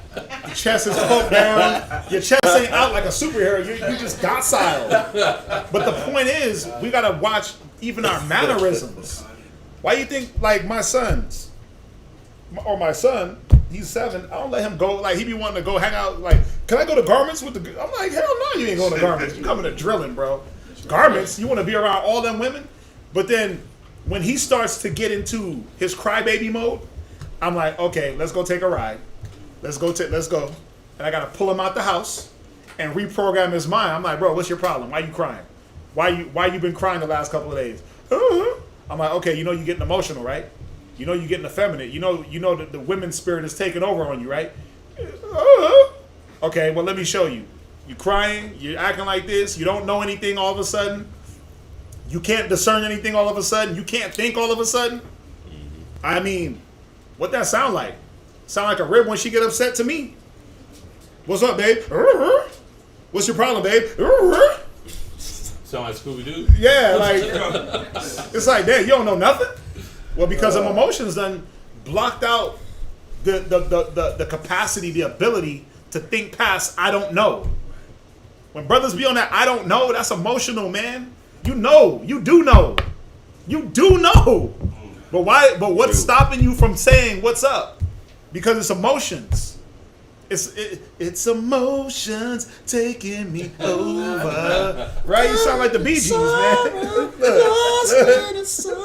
Destiny Child. Sound like the Bee Gees. He's about to get into it. One of my favorite songs, I ain't gonna lie. He's about to get into it. Let's go to 2 Maccabees 9:1 because this emotion. Oh, you had something. Yeah, if I could hit Yeah, these go two on. real quick. Somebody, I'm gonna be real quick. Somebody give me Proverbs 6:23, and somebody give me Proverbs chapter 13 verse 18. Just for this point that we're about to go into, and which is, when we get in our emotions, we can't take correction, right? But the scripture says something very important. Read Proverbs 6:23 real quick. The book of Proverbs chapter 6, verse 23. Go ahead. For the commandment is a lamp, Go ahead. and the law is light. Go ahead. And reproofs of instruction are the way of life. Read that part again. And the reproofs of instruction are the way of life. So if you can't take a reproof, then you're not living life right. The scripture says reproof and instructions are a way of life. You have a lot of people, man, where it's like you can't tell me nothing. You can't tell me nothing. I'm gonna speak my mind. I'm gonna do what I want to do. You're not gonna correct me. You're not gonna show me a better way. But the scripture says that is a way of life. So, you have to examine and see, damn, why are you living like this? Why is it that you can't move forward? You know what I mean? Go to Proverbs 13 and verse 18. Think about it. Why is it that you can't keep a man? Well, you can't be told nothing. Why is it that you can't? Why is it that your kids ain't in subjection? Well, because you ain't in subjection. So the Most High is showing you through your kids that something's wrong. And why can't you be in subject? Well, because there's something that's blocking. Mm-hmm. There's something that's blocking that trait and overriding, which is the emotions, the anger, the rebellion, the hate, the resentment, the contention. Those things are all emotions that override righteousness.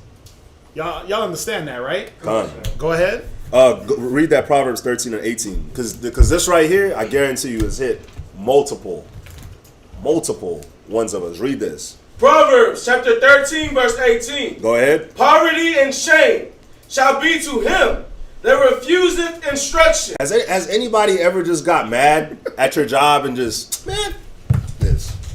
You just walk out? Nobody does that because you get money. No. No, I never did it, but I know people who have done that. You throw everything in the air like, man. You get mad, your manager tells you to do something, and it's your manager, so more than likely they're telling you to do the right thing. But you like, or something they don't want to do. Yeah. Nah, I'm good. You get mad, you get pissed off, and you just walk off the job. That's why the scripture says poverty and shame shall come to him that refuseth instruction, because by the time you get to the parking lot, you tense up like, I'm going to pay this car note. Ugh! My rent, all that. You freeze up like, oh, what did I just do? It's too late. We're going. But he that regardeth reproof shall be honored. I go here because a lot of times, man, when we get corrected or we're being shown something at our jobs and our anger comes because of the way we're being told or the fact that we're just being told something, and we'll walk out on that job. We don't even think sensibly like, damn, I need this. If I would have just breathed, taken a second, right, talked, hey, listen, sir, I'll do it, but I don't like the way you came at me. Or your employee, listen, go and have a conversation with them, the person that's working with you, side by side, but instead you blow up on this person and now you done lost your job. Let that pride, reign. Yeah, but that person still has the job, Right. but that person was the one that was ticking you off. But now you done lost a good job, or, come on, man. Think about it. A lot of us, we can't be a part of anything because we let that anger come in, and then when that anger comes in, we just can't deal. We act out of anger, and then we if you was when you were young, if you played sports, your coach said something or came at you the wrong way, you just dipped. Your teacher said something in class, and you walked out of class. Oh, we don't hit that. We don't hit that part. Yeah, I mean, we did it, man. So, just going here just to show us, man, we gotta come out of that mentality, because it says poverty and shame. Because at the end of it all, you're lacking whatever it was, not just your job, not just your money, but you'll end up lacking your husband, end up lacking your wife, end up lacking your children, end up lacking whatever it is that the situation that angered you so much, you walk away from it. Poverty just means lacking. And then you got shame, because after all the anger leaves, and you sit here and you think about it, you're like, damn, why did I do this? Damn, I let this happen again. Damn, I'm in jail again. Damn, I'm feeling like this again. Yep. I messed up again. Now her family knows. My family knows. Like, everybody, I done did this again. Yep. I done walked out of school again. Everybody done seen. I let my emotions take over again and put me in a bad place. All right. Go to Maccabees real quick. You finished? Yes, sir. Go to Maccabees. Trying to get through it. Go to 2 Maccabees 9 and verse 1. 2 Maccabees, chapter 9, verse 1. Because being effeminate, being in that effeminate mind state, it blocks the ability to see when you're actually being corrected. You don't pick up on certain things. It says, right, he that is slow to wrath is of great understanding. So if you're hasty and prideful and always angry and always moving in emotions, you're not going to understand when the Most High is trying to show you, or when the person next to you is trying to show. You're not going to understand what they're trying to show you, when you're being shown, how you're being shown. You're just going to chalk it up to, well, I'll let the Most High just deal with me then. That's emotional. I've heard that from brothers' mouths, sisters' mouths. I'll just let God deal with me. Really? Okay. You got it, right? And then what happened? They come back on another end, emotional as him. Brother, man, the Most High, he showed me, and then and that. Well, he didn't have to show you. We was already trying to show you. Read that. 2 Maccabees, chapter 9, verse 1. About that time came Antiochus. 2 Maccabees 9, about that time came Antiochus. Antiochus. So we're dealing with Antiochus Epiphanes. He was Greek. Yeah, Greek ruler. Just going through these lands and just taking captive these cities, man. Fierce man. Go ahead. And so it happened that Antiochus, being put to flight of the inhabitants, returned with shame. Right, so he went, tried to fight, he lost. He got put to shame. Now, instead of just taking his whooping like a man, what did he let do? Jump down to verse 4. Then swelling with anger. Then what? Was swelling with anger. So he got overly angry. Go ahead. He thought to avenge upon the Jews the disgrace done unto him by those that made him flee. Right, now think about it. It's no different than when brothers be in the streets and they get into a little altercation and it gets to the point where they got to fight, which it should never get to that point, but they end up fighting. One cat gets whooped, and what he got to do? He couldn't take the whooping like a man. He got super emotional, like, oh my God, he beat me up. He's a better fighter than me. Well, you shouldn't have been trying to learn how to fight on YouTube. Yeah. You know what I'm saying? You should have took yourself to a gym and learn how to throw them hands. So now you're upset because somebody is a better fighter than you. You aggravated them. They beat you up, put you in your place. You run and pop. I got to pop the trunk. About to pop the trunk. Yeah. Right? I got to shoot up a whole establishment to prove that I'm a man. But all you're doing is proving that you in folly. All you're proving is that you have no understanding. And that's just the extreme. But think about brothers and sisters that retaliate and revenge and small little things. Like man, what's some real small little things that women do? Oh, I'm gonna clean the toilet with his toothbrush. That'll show him. That'll show him. You mad at your man, so you clean the toilet with his toothbrush. Or you cook the food with no salt. Or you, oh damn. No, you leave the eggshells in the. You leave the eggshells in the egg. In the egg. Rip up his guts. Or you put some laxative in his food, or you just do, or you over salt it. You hide the remote. You just do little small things. What they doing? Thin Line of Love and Hate. She burned all his clothes in the bathtub. She threw bleach on his clothes. You key his car. Yeah, key his light car. On fire. God. Right? What's that one song? She said I took a 2x4 to his new 4-wheel drive. Damn. and Oh, yeah, keyed his it's like car, the like a little country country song? song. Yeah. Oh, yeah. But that's what they be on. Like, I gotta retaliate. I gotta retaliate because I've been put to shame. Just take the whooping, Con. right, like a man, Con. and keep it rolling. Let the Most High do His work. But what happens? It say he did what? Verse 4.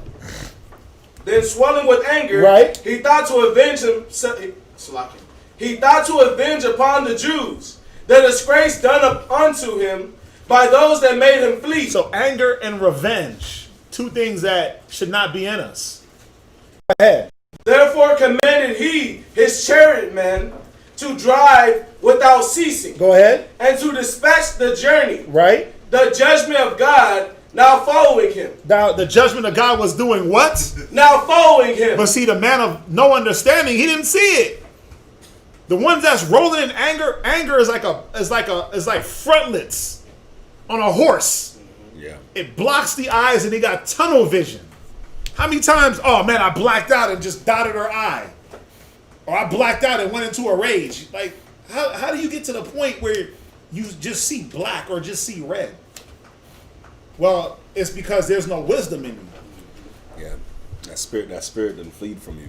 Yeah, the spirit of the Most High is gone from you, and now you rolling in that spirit of Cain, that spirit of Saul. You rolling in those spirits, and we know Saul wasn't a great guy, and we know Cain. They say he was a murderer from the beginning. He hated his brother. Con. But think about how many times you roll like that towards your significant other, man and woman.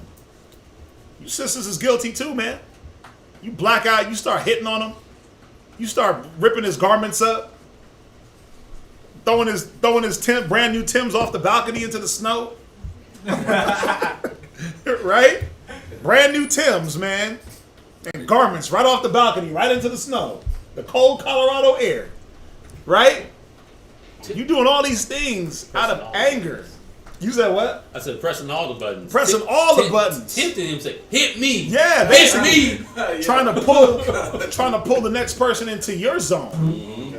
But the Most High is dealing with you, and you block it out because of anger. Go ahead. The judgment of God now following him, for he has spoken proudly in this sort, Go ahead. that he would come to Jerusalem and make it a common burying place of the Jews. Now you start talking crazy. Now you start talking out of turn. You start getting disrespectful, man. Yeah. In your anger, in your emotion, in your effeminacy. You say things that you regret. Yeah. You say things that really do damage. Yeah. Or maybe things that you really mean that you wasn't man enough to say in any other circumstance. But that's how you know you're rolling with with an effeminate spirit. A man is going to say what he got to say just with respect. He's not going to hold back when he got to say it and wait till an angry moment to lash out. No real man does that. Go ahead, read on. But the Lord Almighty, the power of Israel, smote him with an incurable and invisible plague. Ooh. Or as soon as he had spoken these words, a pain of the bowels that was Remediless, go ahead. came upon him, Uh-huh. and sore torments of the inner parts. Yeah, man, the Most High be dealing with us, showing us, okay, you need to chill from your anger. You start getting sick. You start getting a headache. You start hyperventilating. Bumps. And instead of just chilling and breathing, you're like, no, I'm going to just keep being more angry. Right. And more angry and more angry. And more hurtful and more hateful. Until you Breaking out. pass out. You start breaking out. Read on. And that most justly, for he had tormented other men's bowels with many and strange torments. Go ahead. Howbeit he nothing at all ceased from his bragging. And this is what pride now, when you add pride into the occasion. When you add pride into the equation with emotions, because pride is an emotion. Ego. My ego is better than your ego. My ego can't be challenged. That's effeminate as hell. Think about all the great men in the Bible whose egos had to be put down. David. When Nathan came to David and checked him about his adultery, he had to lower his ego and say, you know what? You're right. I'm guilty. When Moses hit the rock instead of speaking to the rock, he had to say, you know what? I guess I ain't going to see the promised land. I'm going to look at it from across the mountain and die. He could have bucked up, got emotional, but God, you said it. You made me do all that work. Oh, you was just using me. You was just using me, Yahweh. Right. Yeah, of course he was. But he could have got all into that emotion, like, oh, see, God is just a user. He just out here using folks to do what he want to do, and blah blah blah blah blah. Right? Moses could have went into all that, but what did he do? He had to be meek and humble and take his punishment. That's right. David had to take his punishment. That's right. And all the other great men that did things that Paul, great example of doing the wrong things for so many years. Yeah. And when he was shown the right way, what did he do? Get emotional, like, nah, my way is better, and who the hell is this guy? And I don't believe in Jesus, and you ain't my God. He was like, whoa, okay, let me man up. Let me pick up the mantle the right way and do things the right way through understanding and wisdom. Go ahead. But was still filled with pride. He was what? Filled with pride. No matter what. Filled with pride. Your whole bowels is getting ripped out.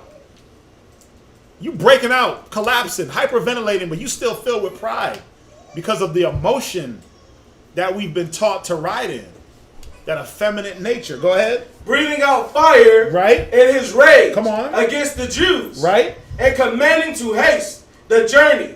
But it came to pass that he fell down from his chariot, carried violently, so that having a sore fall, all the members of his body were much pained. This is the Most High checking this man in every which way you can. And he's still not getting it. Until it has to go to the bare extremes. Go ahead. And thus he that a little afore thought he might command the waves of the sea, so proud was he beyond the condition of men. You see that? That pride, man, beyond the condition of... He said he thought he could command the waves of the sea. Now, we know the only one that was doing that was Yahweh Shai. What manner of man is this that he rebuked the sea? Go ahead. And weigh the high mountains in a balance, Right? was now cast on the ground, and carried in a horse litter. In horse litter. Horse litter. Carried in horse litter. Horse litter. Yeah, go ahead. He fell into the back of the horse. I don't know if they did it back then, but the chariots, they had the thing that caught the horse poop. They do it now, the horse and carriage, because you can't just drop horse poop all over the street. So they got the little litter catcher. He fell into that. Go ahead. Showing forth unto all the manifest power of the Most High. Go ahead. So that the worms rose up out of the body of this wicked man. Yeah, now this is a carnal check. But think about how many of us get them spiritual worms. They're rising up out of you and you still don't want to see it. Because you want to move around in emotion. You still want to try to rule your man. You still want to be the authority. You still want to appease your woman. And baby, I'm begging. And baby, please don't go. Let her ass go. If she ain't listening, let her go. I mean, what else you gonna do? Unless you just gonna be singing to her like Keith Sweat through your nose. You know I want your loving, baby. Got me twisted, girl. You know I'm twisted. Some of y'all is twisted, going out of your wits. You go out of your wits for women. You go out of your right mind. Go ahead. And whilst he lived in sorrow and pain, his flesh fell away, and the filthiness of his smell was noisome to all his army. Go ahead. And the man that thought a little afore he could reach to the stars of heaven, no man could adore to carry for his intolerable stink. Yeah, man, and that's what that emotion, that's what that effeminate nature does. It looks like on a man. God.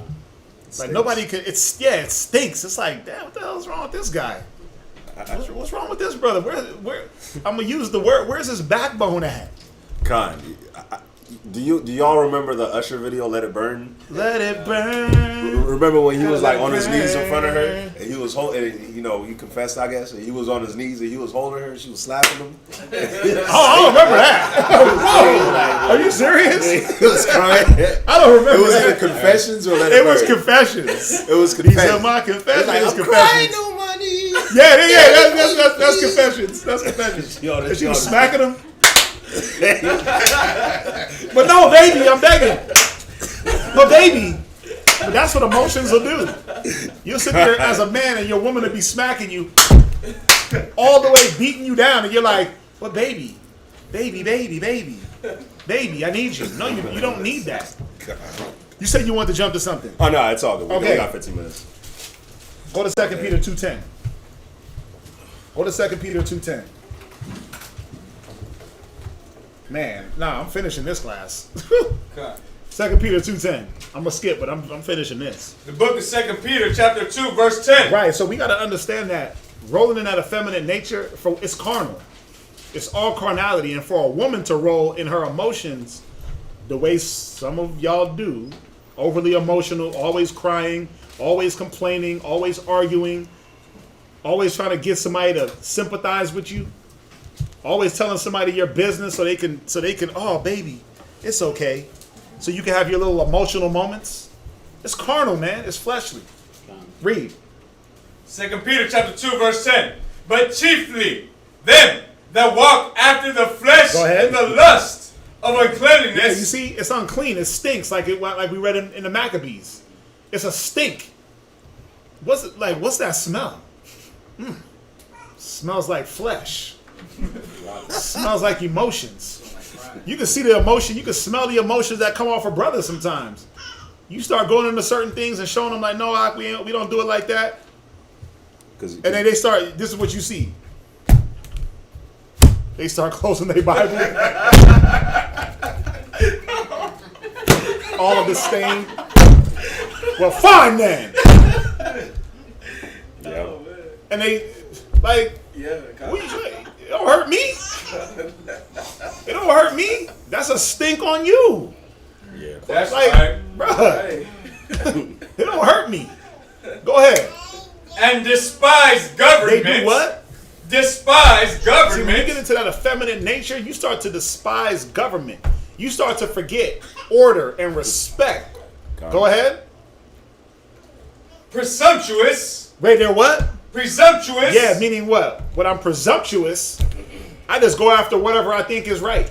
Yeah. I'm presumptuous, I hop online and just start blurting out things, making statements that are totally wrong. I hop on other people's YouTube and just, no, that's not right. That's being presumptuous. Brother, why you got your head covered? What? Like, what are you talking about? My head's not covered.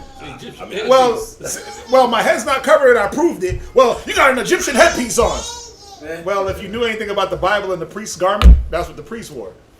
Right? But presumptuous, you presume. Yeah. Go ahead. Presumptuous are they. Right? Self-willed. They're what? Self-willed. Yeah, man. These cats in the emotional character, that effeminate nature, you become self-willed. No one can tell you anything. You're like a child left alone. It says they become headstrong. And now when it's time to correct you, show you the right way, no, I'm good. I'm going to do it my way. You selfish. Read. They are not afraid to speak evil of dignity. Come on, man. And how many times you done spoke out of anger in just straight sheer disrespect? Slandering your husband. This relationship is whack. And you're garbage. I hate you. And you ain't nothing. And this and that and that. Oh, I got the text messages. Oh, I got them. Got him. Husbands be reporting to me. I got them. I know what you sisters be up to. Got all the messages. I got all the evidence. Don't think it ain't you. I got it. I got all that hate you spew out in your anger and emotion. Go ahead. And brothers do it too. Yeah. Brothers do it too, man. The slander that they put on brothers that have taught them and been there for them. We know about that too. Go ahead. Whereas angels. No, jump down. Jump down to verse 12. Verse 12. But these, as natural brute beasts. Yeah, you a brute. You a brute beast animal. No understanding. You're not a man or a woman. You're a male and a female. Like David said, I was a beast before thee. Read on. Made to be taken and destroyed. Yeah, because once again, going back to Lamentations, how has the fine gold become dim? When gold dims down, what do you do with it? You remelt. You remelt that and get that shine back. Let me get that luster back. Well, we got to heat that up, put it back in the refining pot, and start again. You destroy that gold. Go ahead. Speak evil of the things that they understand not. Reiterating the same thing, man. Out of your anger and your emotion, man, you speak evil of things that you don't even understand. The scriptures say, hear the matter and then rebuke. But brothers be so emotional, sisters be so emotional that you'll just speak and not even have the clear understanding. You'll make a judgment and not even know what's going on. Yeah.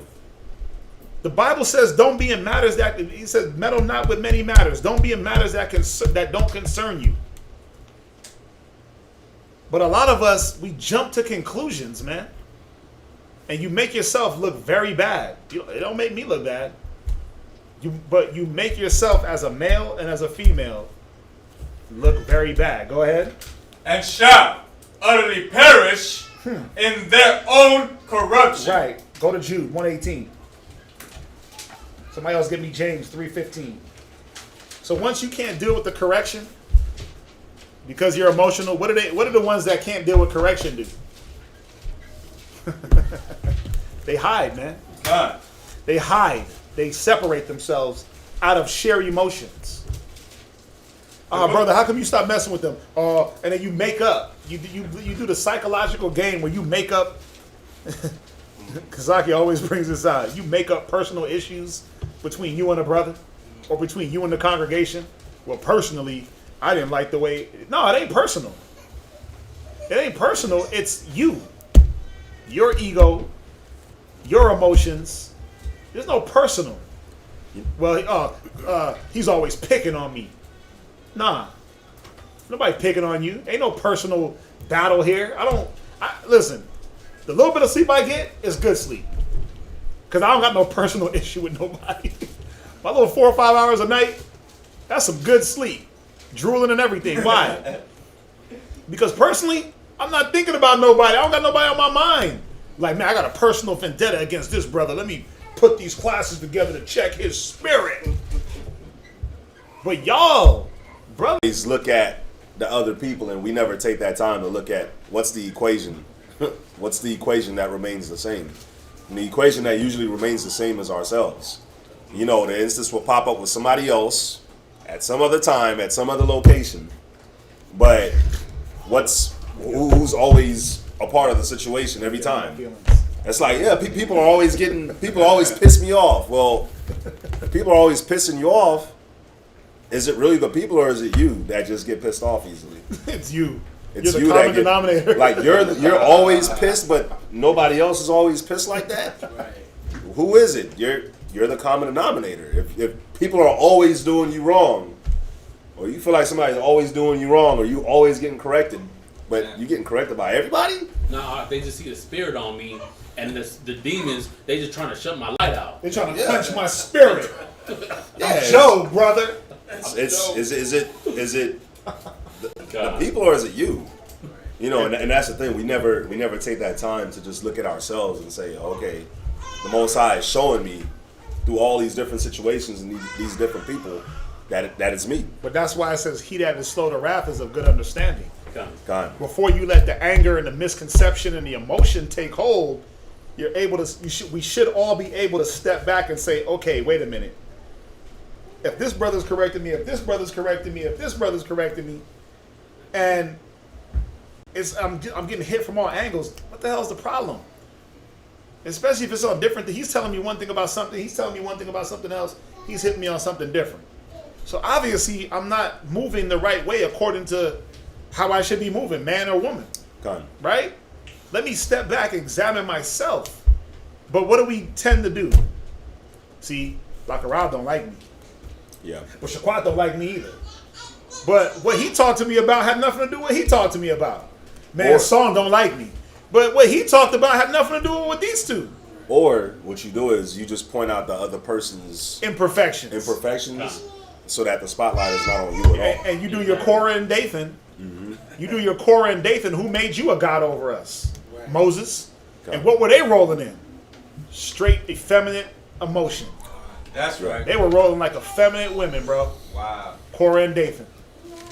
And the other men that was rolling with them, they was rolling effeminate as hell. Because they didn't like the fact that they weren't put up in power, so what did they do? Let me find someone else. Let me find the imperfections in someone else. That's effeminate. That's a female trait. Females always doing that.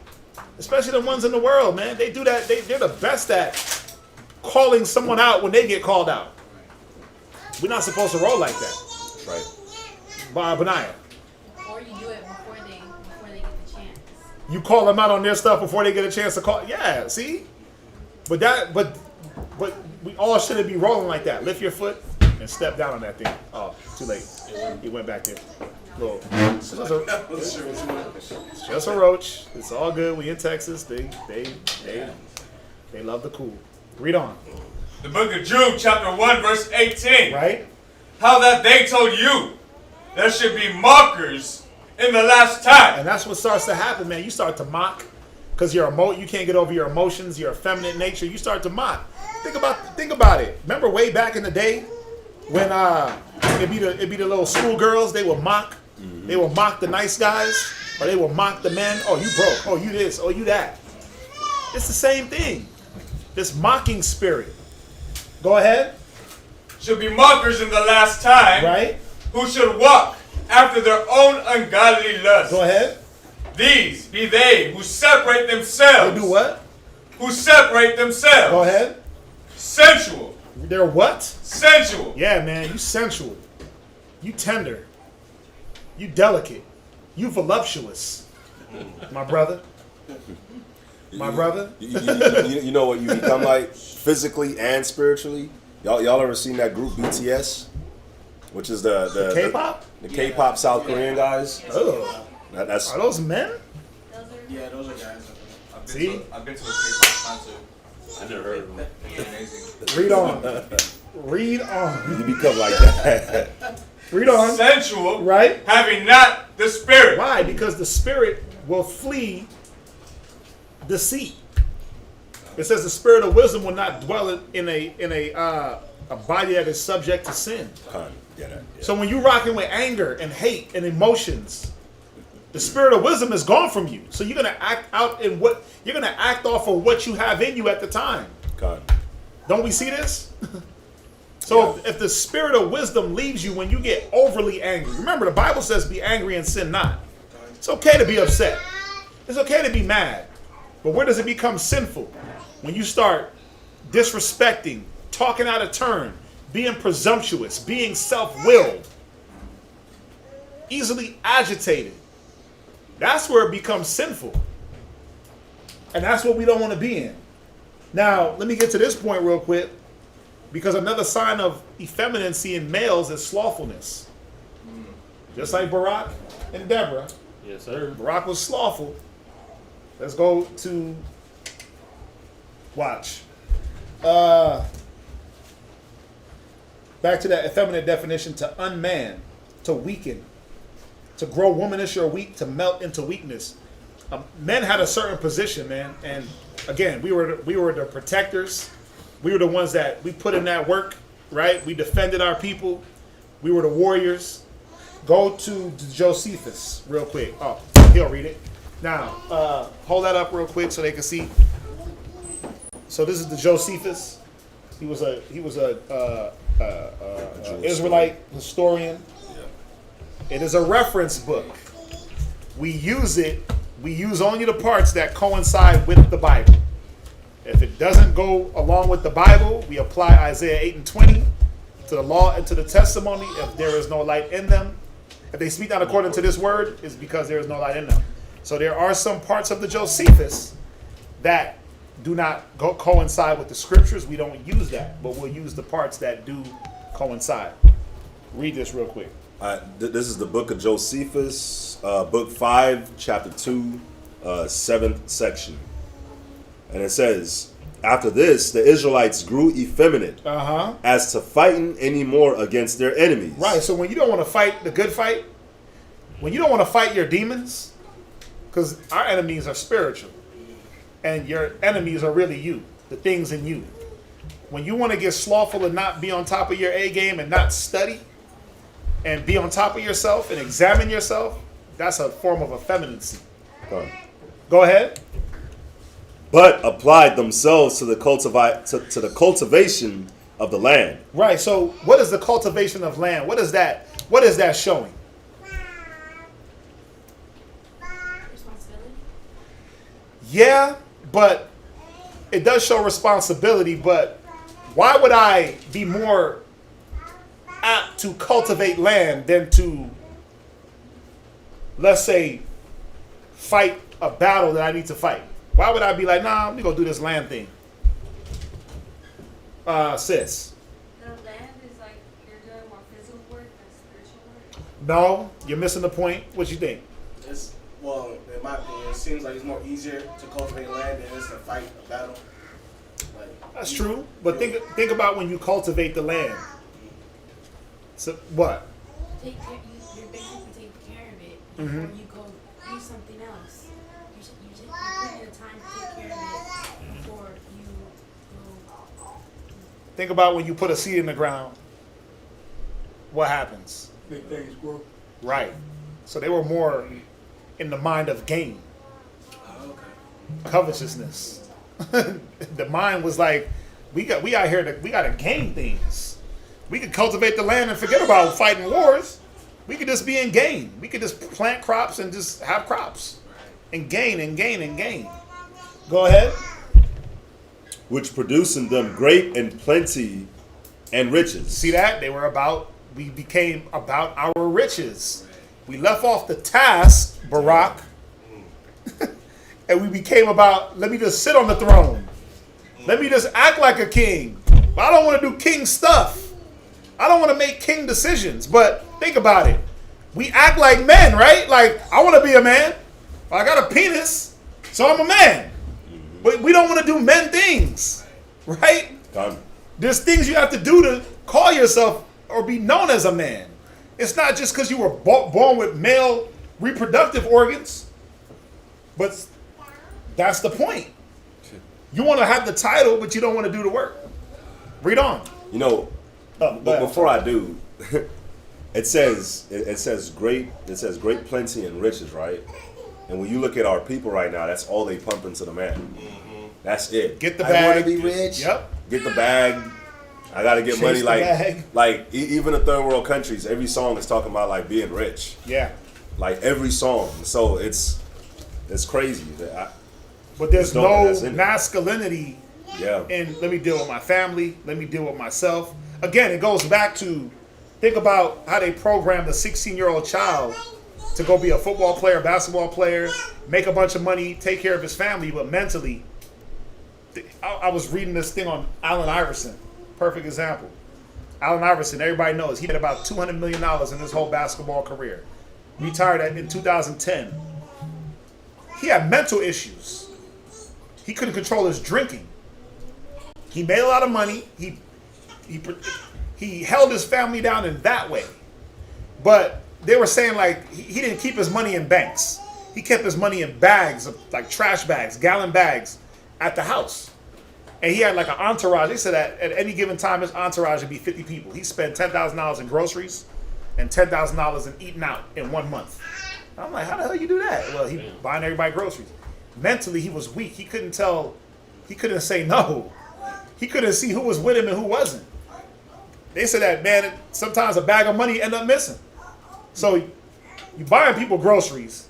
You probably paying their rent, copping them cars, and they stealing from you.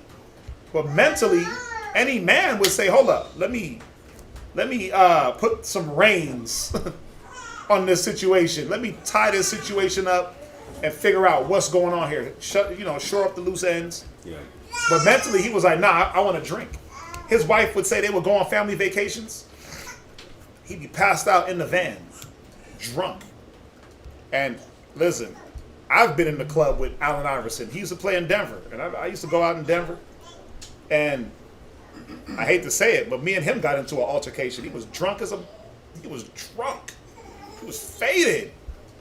That's what he would do. He'd go into the clubs and they had to carry him out the club. Mentally gone. Physically strong. He's one of the toughest basketball players to ever suit up. The dude is 6 feet tall. He's my height. 120 pounds soaking wet. But, dude, he took a licking. He was strong. Like, for a little dude, he go in there paint with them big dudes, take hits. But his mind, it was weak because he turned to that liquor.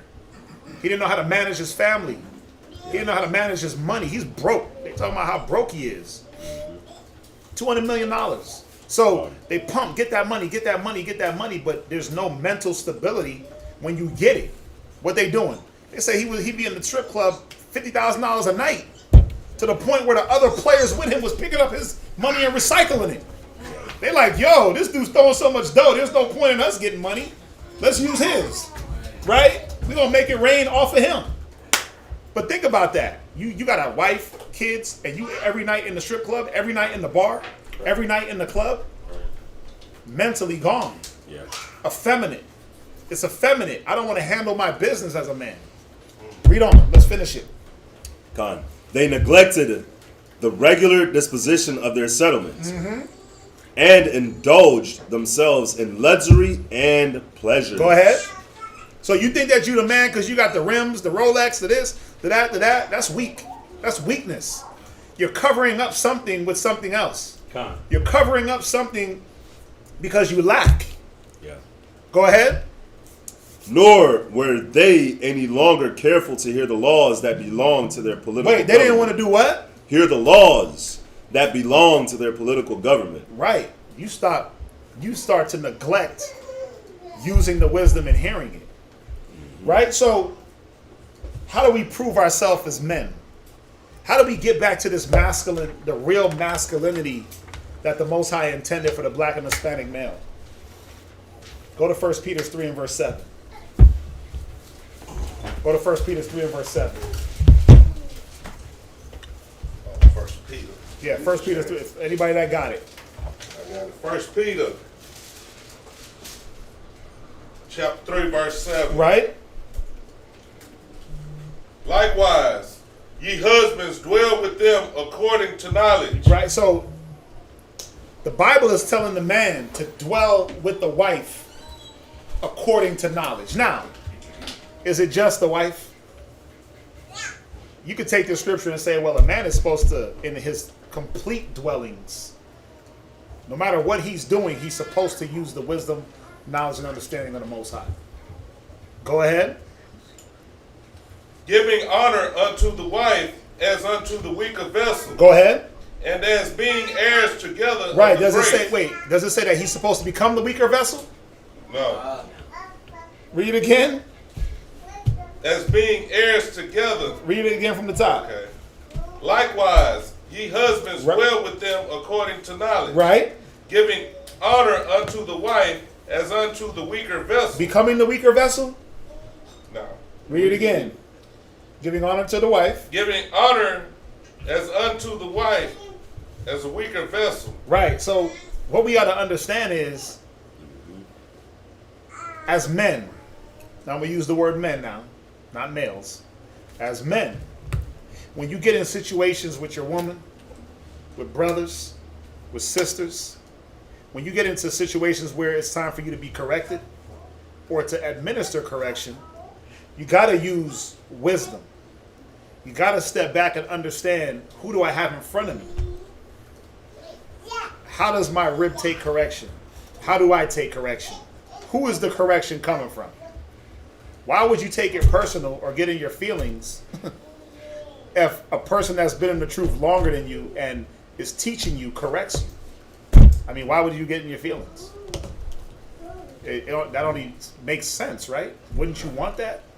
Or a man, like David said, he said, let the righteous smite me, right? Would David get upset why would he get upset if the righteous smited him? Why would he be upset about that or get emotional?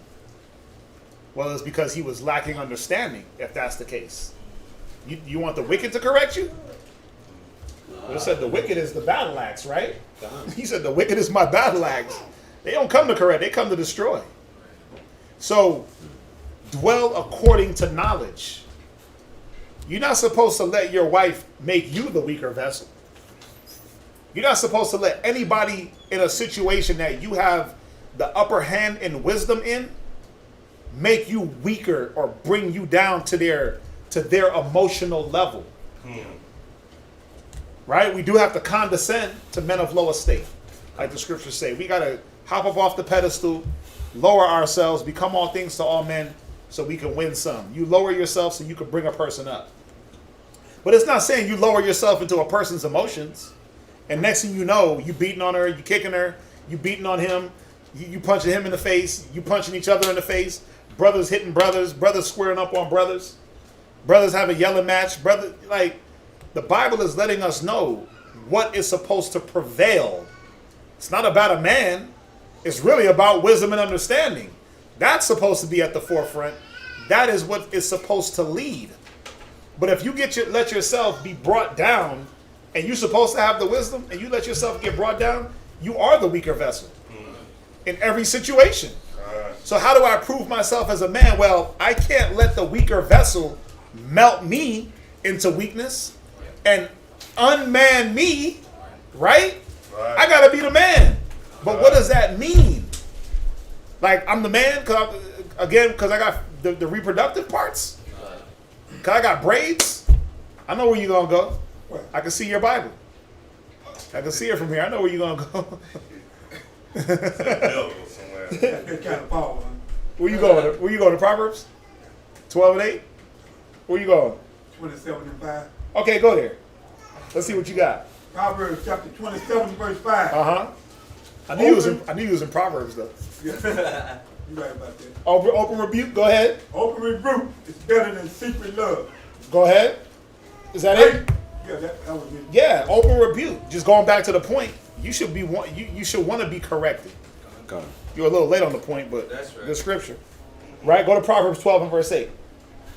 Now, and this is what we got to understand, man. When you take away the man's ability to use wisdom, he's going to rely on his emotions. Masculinity, a man's masculinity is based on his level of wisdom. Point blank, period. Read Proverbs 12 and 8.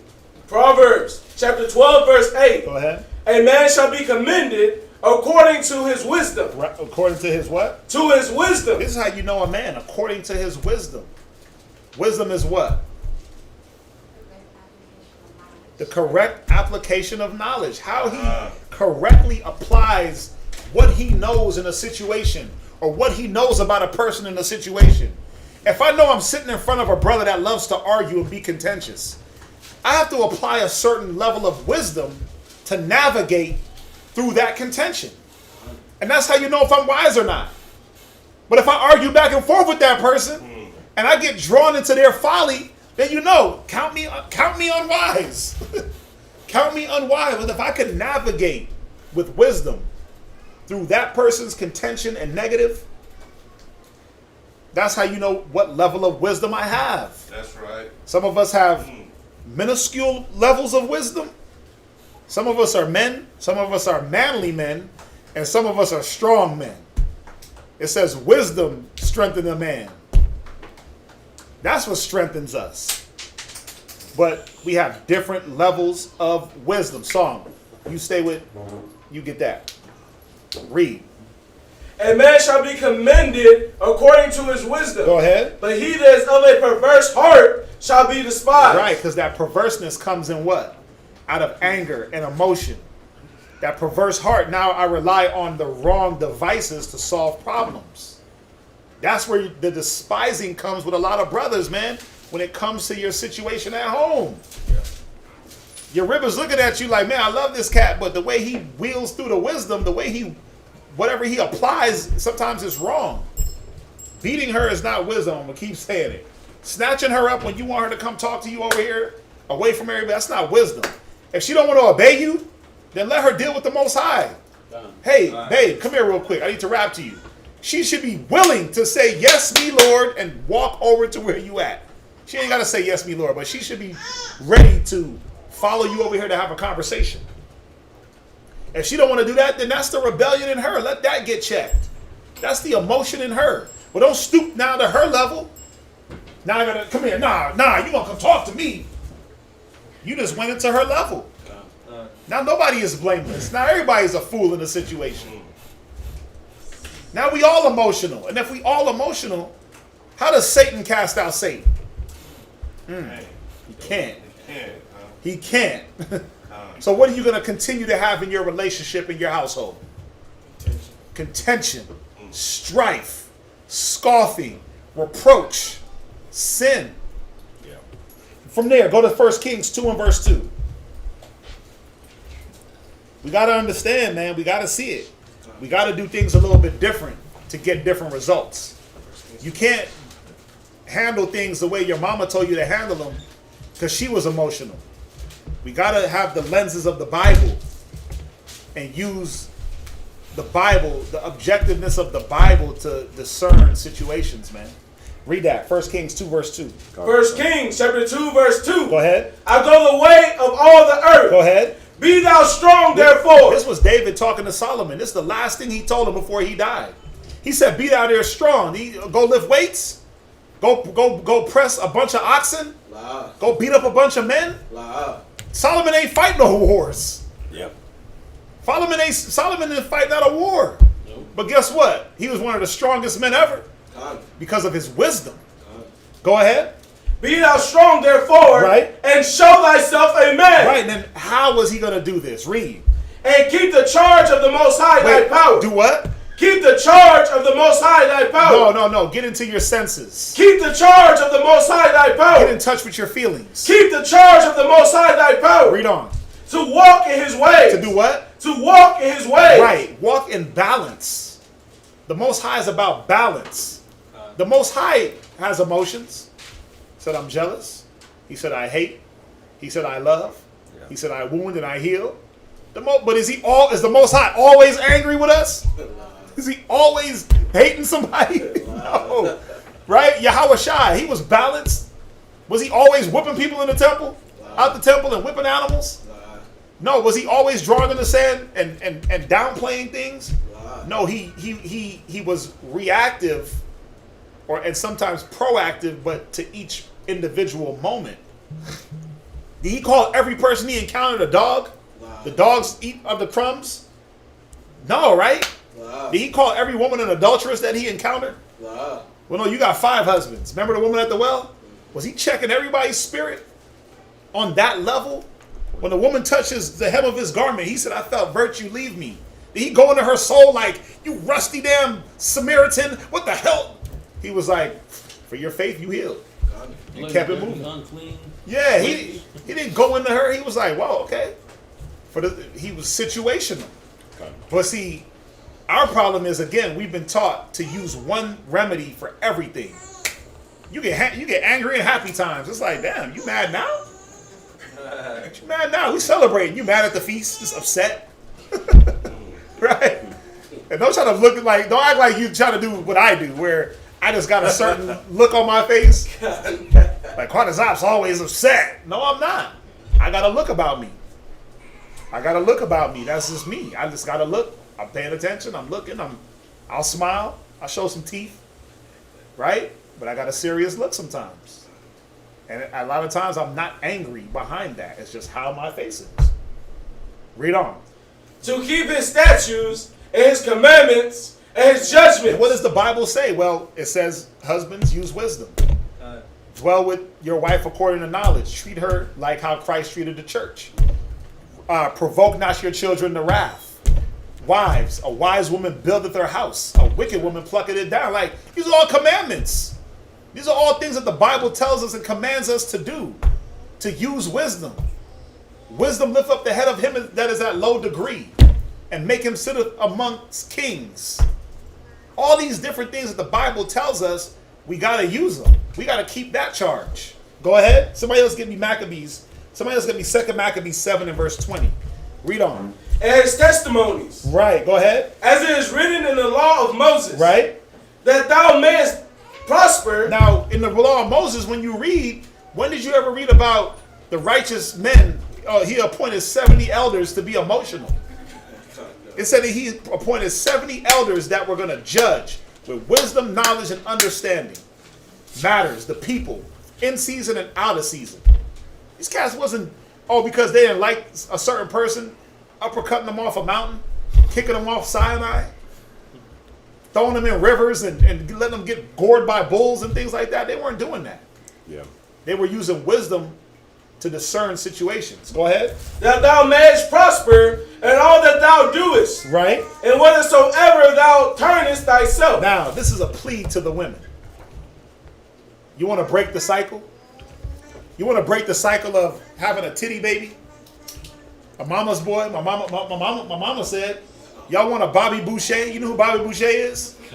The water boy. He was over my mama, but my mama. I'm saying. It's like, hey, brother, we got to go out and do fly. But my mama. Hey, brother, we got class tonight. Hey, but my mama. Right? Hey, we going to take a drive up, but my mama. I got to check with my mama. You want to destroy this stigma that has been put on us? Well, it starts with the women. But then, even now at this point, brothers and sisters that are aged have to understand what is required of them. It ain't about my mama, my auntie and them, my auntie and them, my top, what do you call it, my tea lady? Tea lady. Your tea lady ain't got no say up in here. Mom Dukes. My tea lady ain't got nothing to do with what Solomon, what David was telling Solomon. My tea lady, right? That's a slang for my mom, and that's how they talk out here in Houston. Tea lady. They call their mothers tea lady. Top lady. Top lady. David ain't not one time said, "Hey, go ask your mama." Not one time did he say, "Go ask your wife." Get on her level, cry. Get into your emotions, get in touch with your softer side, get tender. He said, keep the charge of the Most High.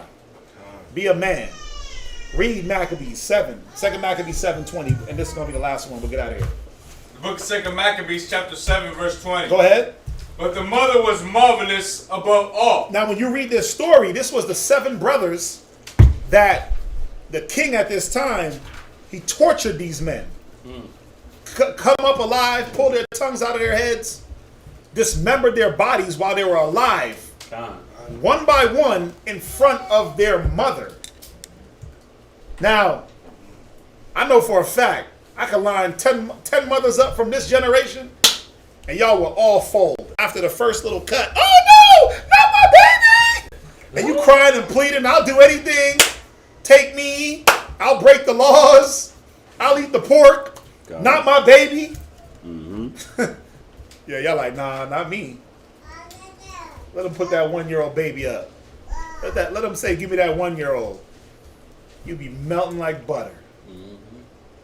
You'll melt like butter. This woman had to watch 7 of her sons get disfigured and dismembered in front of her alive. Right? And y'all could go back and read the story yourself. I wanted to get to the point. And it's very gruesome the way it goes through it. It's very gruesome. But what did this woman do? Oh, baby, just do what they want. Just go ahead and eat the pork. It's all good. God will forgive you. God knows your heart. Read verse 20. And worthy of honorable memory. Why? Why was she marvelous above all and worthy of honorable memory? Well, because she didn't let her children fall into the Willie Lynch syndrome. She didn't reverse the roles like, oh, no, baby, it's going to be okay. Just give in to Massa. Go ahead. Massa. For when she saw her 7 sons slain within the space of 1 day, she bare it with a good courage because of the hope that she had in the Most High. Read. Yea, she exhorted every one of them in her own language. She did what? Exhorted every one of them in her own language. She exhorted them. She didn't plead for them to give in. Wow. She exhorted them. She pushed them to go through death. Go ahead. Filled To stand up for what was right. She didn't even beg to put herself on the line. She knew she was going to get it because she got it too. But she didn't, oh, take me, not my babies. She was like, listen, sons, y'all doing the right thing. Y'all going to die for this law. This is what I taught you to do. This is what she taught them, was to suffer for this law. Yeah. and to suffer for what was right. Go ahead. Filled with courageous spirits and stirring up her womanish thoughts. Right? She stirred up her womanish thoughts. Right? That effeminate, those effeminate thoughts in her, she had to stir those up. Like, hold up, let me grab a hold of these things. Check that. Let me check that. Go ahead. With a manly stomach. So all these different emotions were hitting her. But she had to man the hell up. She had to, and what does that mean? She manned up. Well, keep the charge of the Lord, right? And walk in his ways. Keep his statutes and his commandments. His judgments and his testimonies. That's right. That's what she did. She didn't transform into a man. No. She used wisdom. She used understanding. She understood what was important. She didn't let her emotions of, these are my boys. They popped out of me. I carried y'all for 9 months and start. You know how they get all emotional. I brought you into the world, and I could take you out of the world. You know how the moms get emotional when you say something they don't like. She didn't get on that. She remembered the law, man, the testimony. She remembered what they were dying for. Go ahead. I cannot tell. She said unto them, I cannot tell how ye came into my womb. Right, that's it on that. So when y'all get a chance, it's a very good story. Very Second Maccabees, the 7th chapter, 20th first. You can start at the first verse all the way down when y'all get a chance. Y'all can read that, man. Y'all can read that and really understand like what was going on at that time. It's no different than any other time. Shadrach, Meshach, Abednego. What did they do? When you read about Nebuchadnezzar at that time, when they wouldn't bow to him, bro, they say he got furious with anger. And he started piling on more coals onto the furnace. He made it so hot he was burning up his own guards. That's what anger does. That's what emotions does. No understanding that, wait a minute. Most High is dealing with these cats. Yeah, like when he told Daniel the lion thing. Same thing. So, I know, again, I know. Let me see. How many people are still with us? 32. Oh, it's not too bad. All right, y'all stuck in there. It's 20 Ain't minutes. no big mama. Oh, we had like 50 on there? 52. Yeah, I know. It's going to hurt a little bit, but it's needed. We got to stop letting the way we were taught as children to cry and whine and be little sissies rule our minds, man. And you women, you got to stop trying to drag that out of your men. Some of y'all are so good at doing that. It's so wicked because you'll drag the emotion out of your men. And then you got the nerve to be like, see, you acting effeminate. But you just sat there and antagonized that man. Con. You antagonize that man, and brothers is no better for letting her drag you into that mind. Remember, dwell with them according to knowledge. The first thing that you have to understand is that she's the weaker vessel. You're the man with the wisdom, the knowledge, the understanding. Not taking anything away from her, like she ain't got or she's a doormat. But thus saith the Lord. All right, so we'll end it there. I know we went over. We'll end it there. Hopefully, y'all enjoy the class. We will be back on Wednesday, and VA will be live tomorrow. So, I mean, anybody got any questions? Sis, I know you came in a little bit after we started. You got any questions? Anything? No, I don't have any questions. No question. What's your name, by the way? Shower. Shara. Good to meet you. All right, if there's no questions, let's say shalom.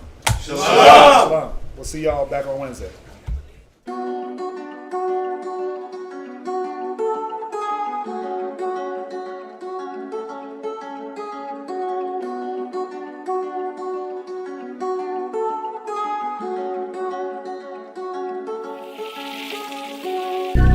Six chill, for real.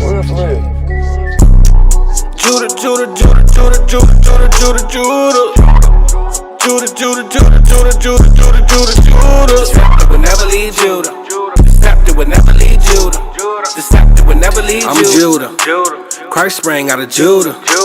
King David was Judah. King Asa was Judah. Don't cry. crowd me up? Who gon' rouse me up? Alistair Crowley, your time is up. It's a big mess, I gotta clean it up. Esau, the end of my kingdom's up. On the eagle's neck, I'll press. I woke up from my rest. I woke up from my arrest.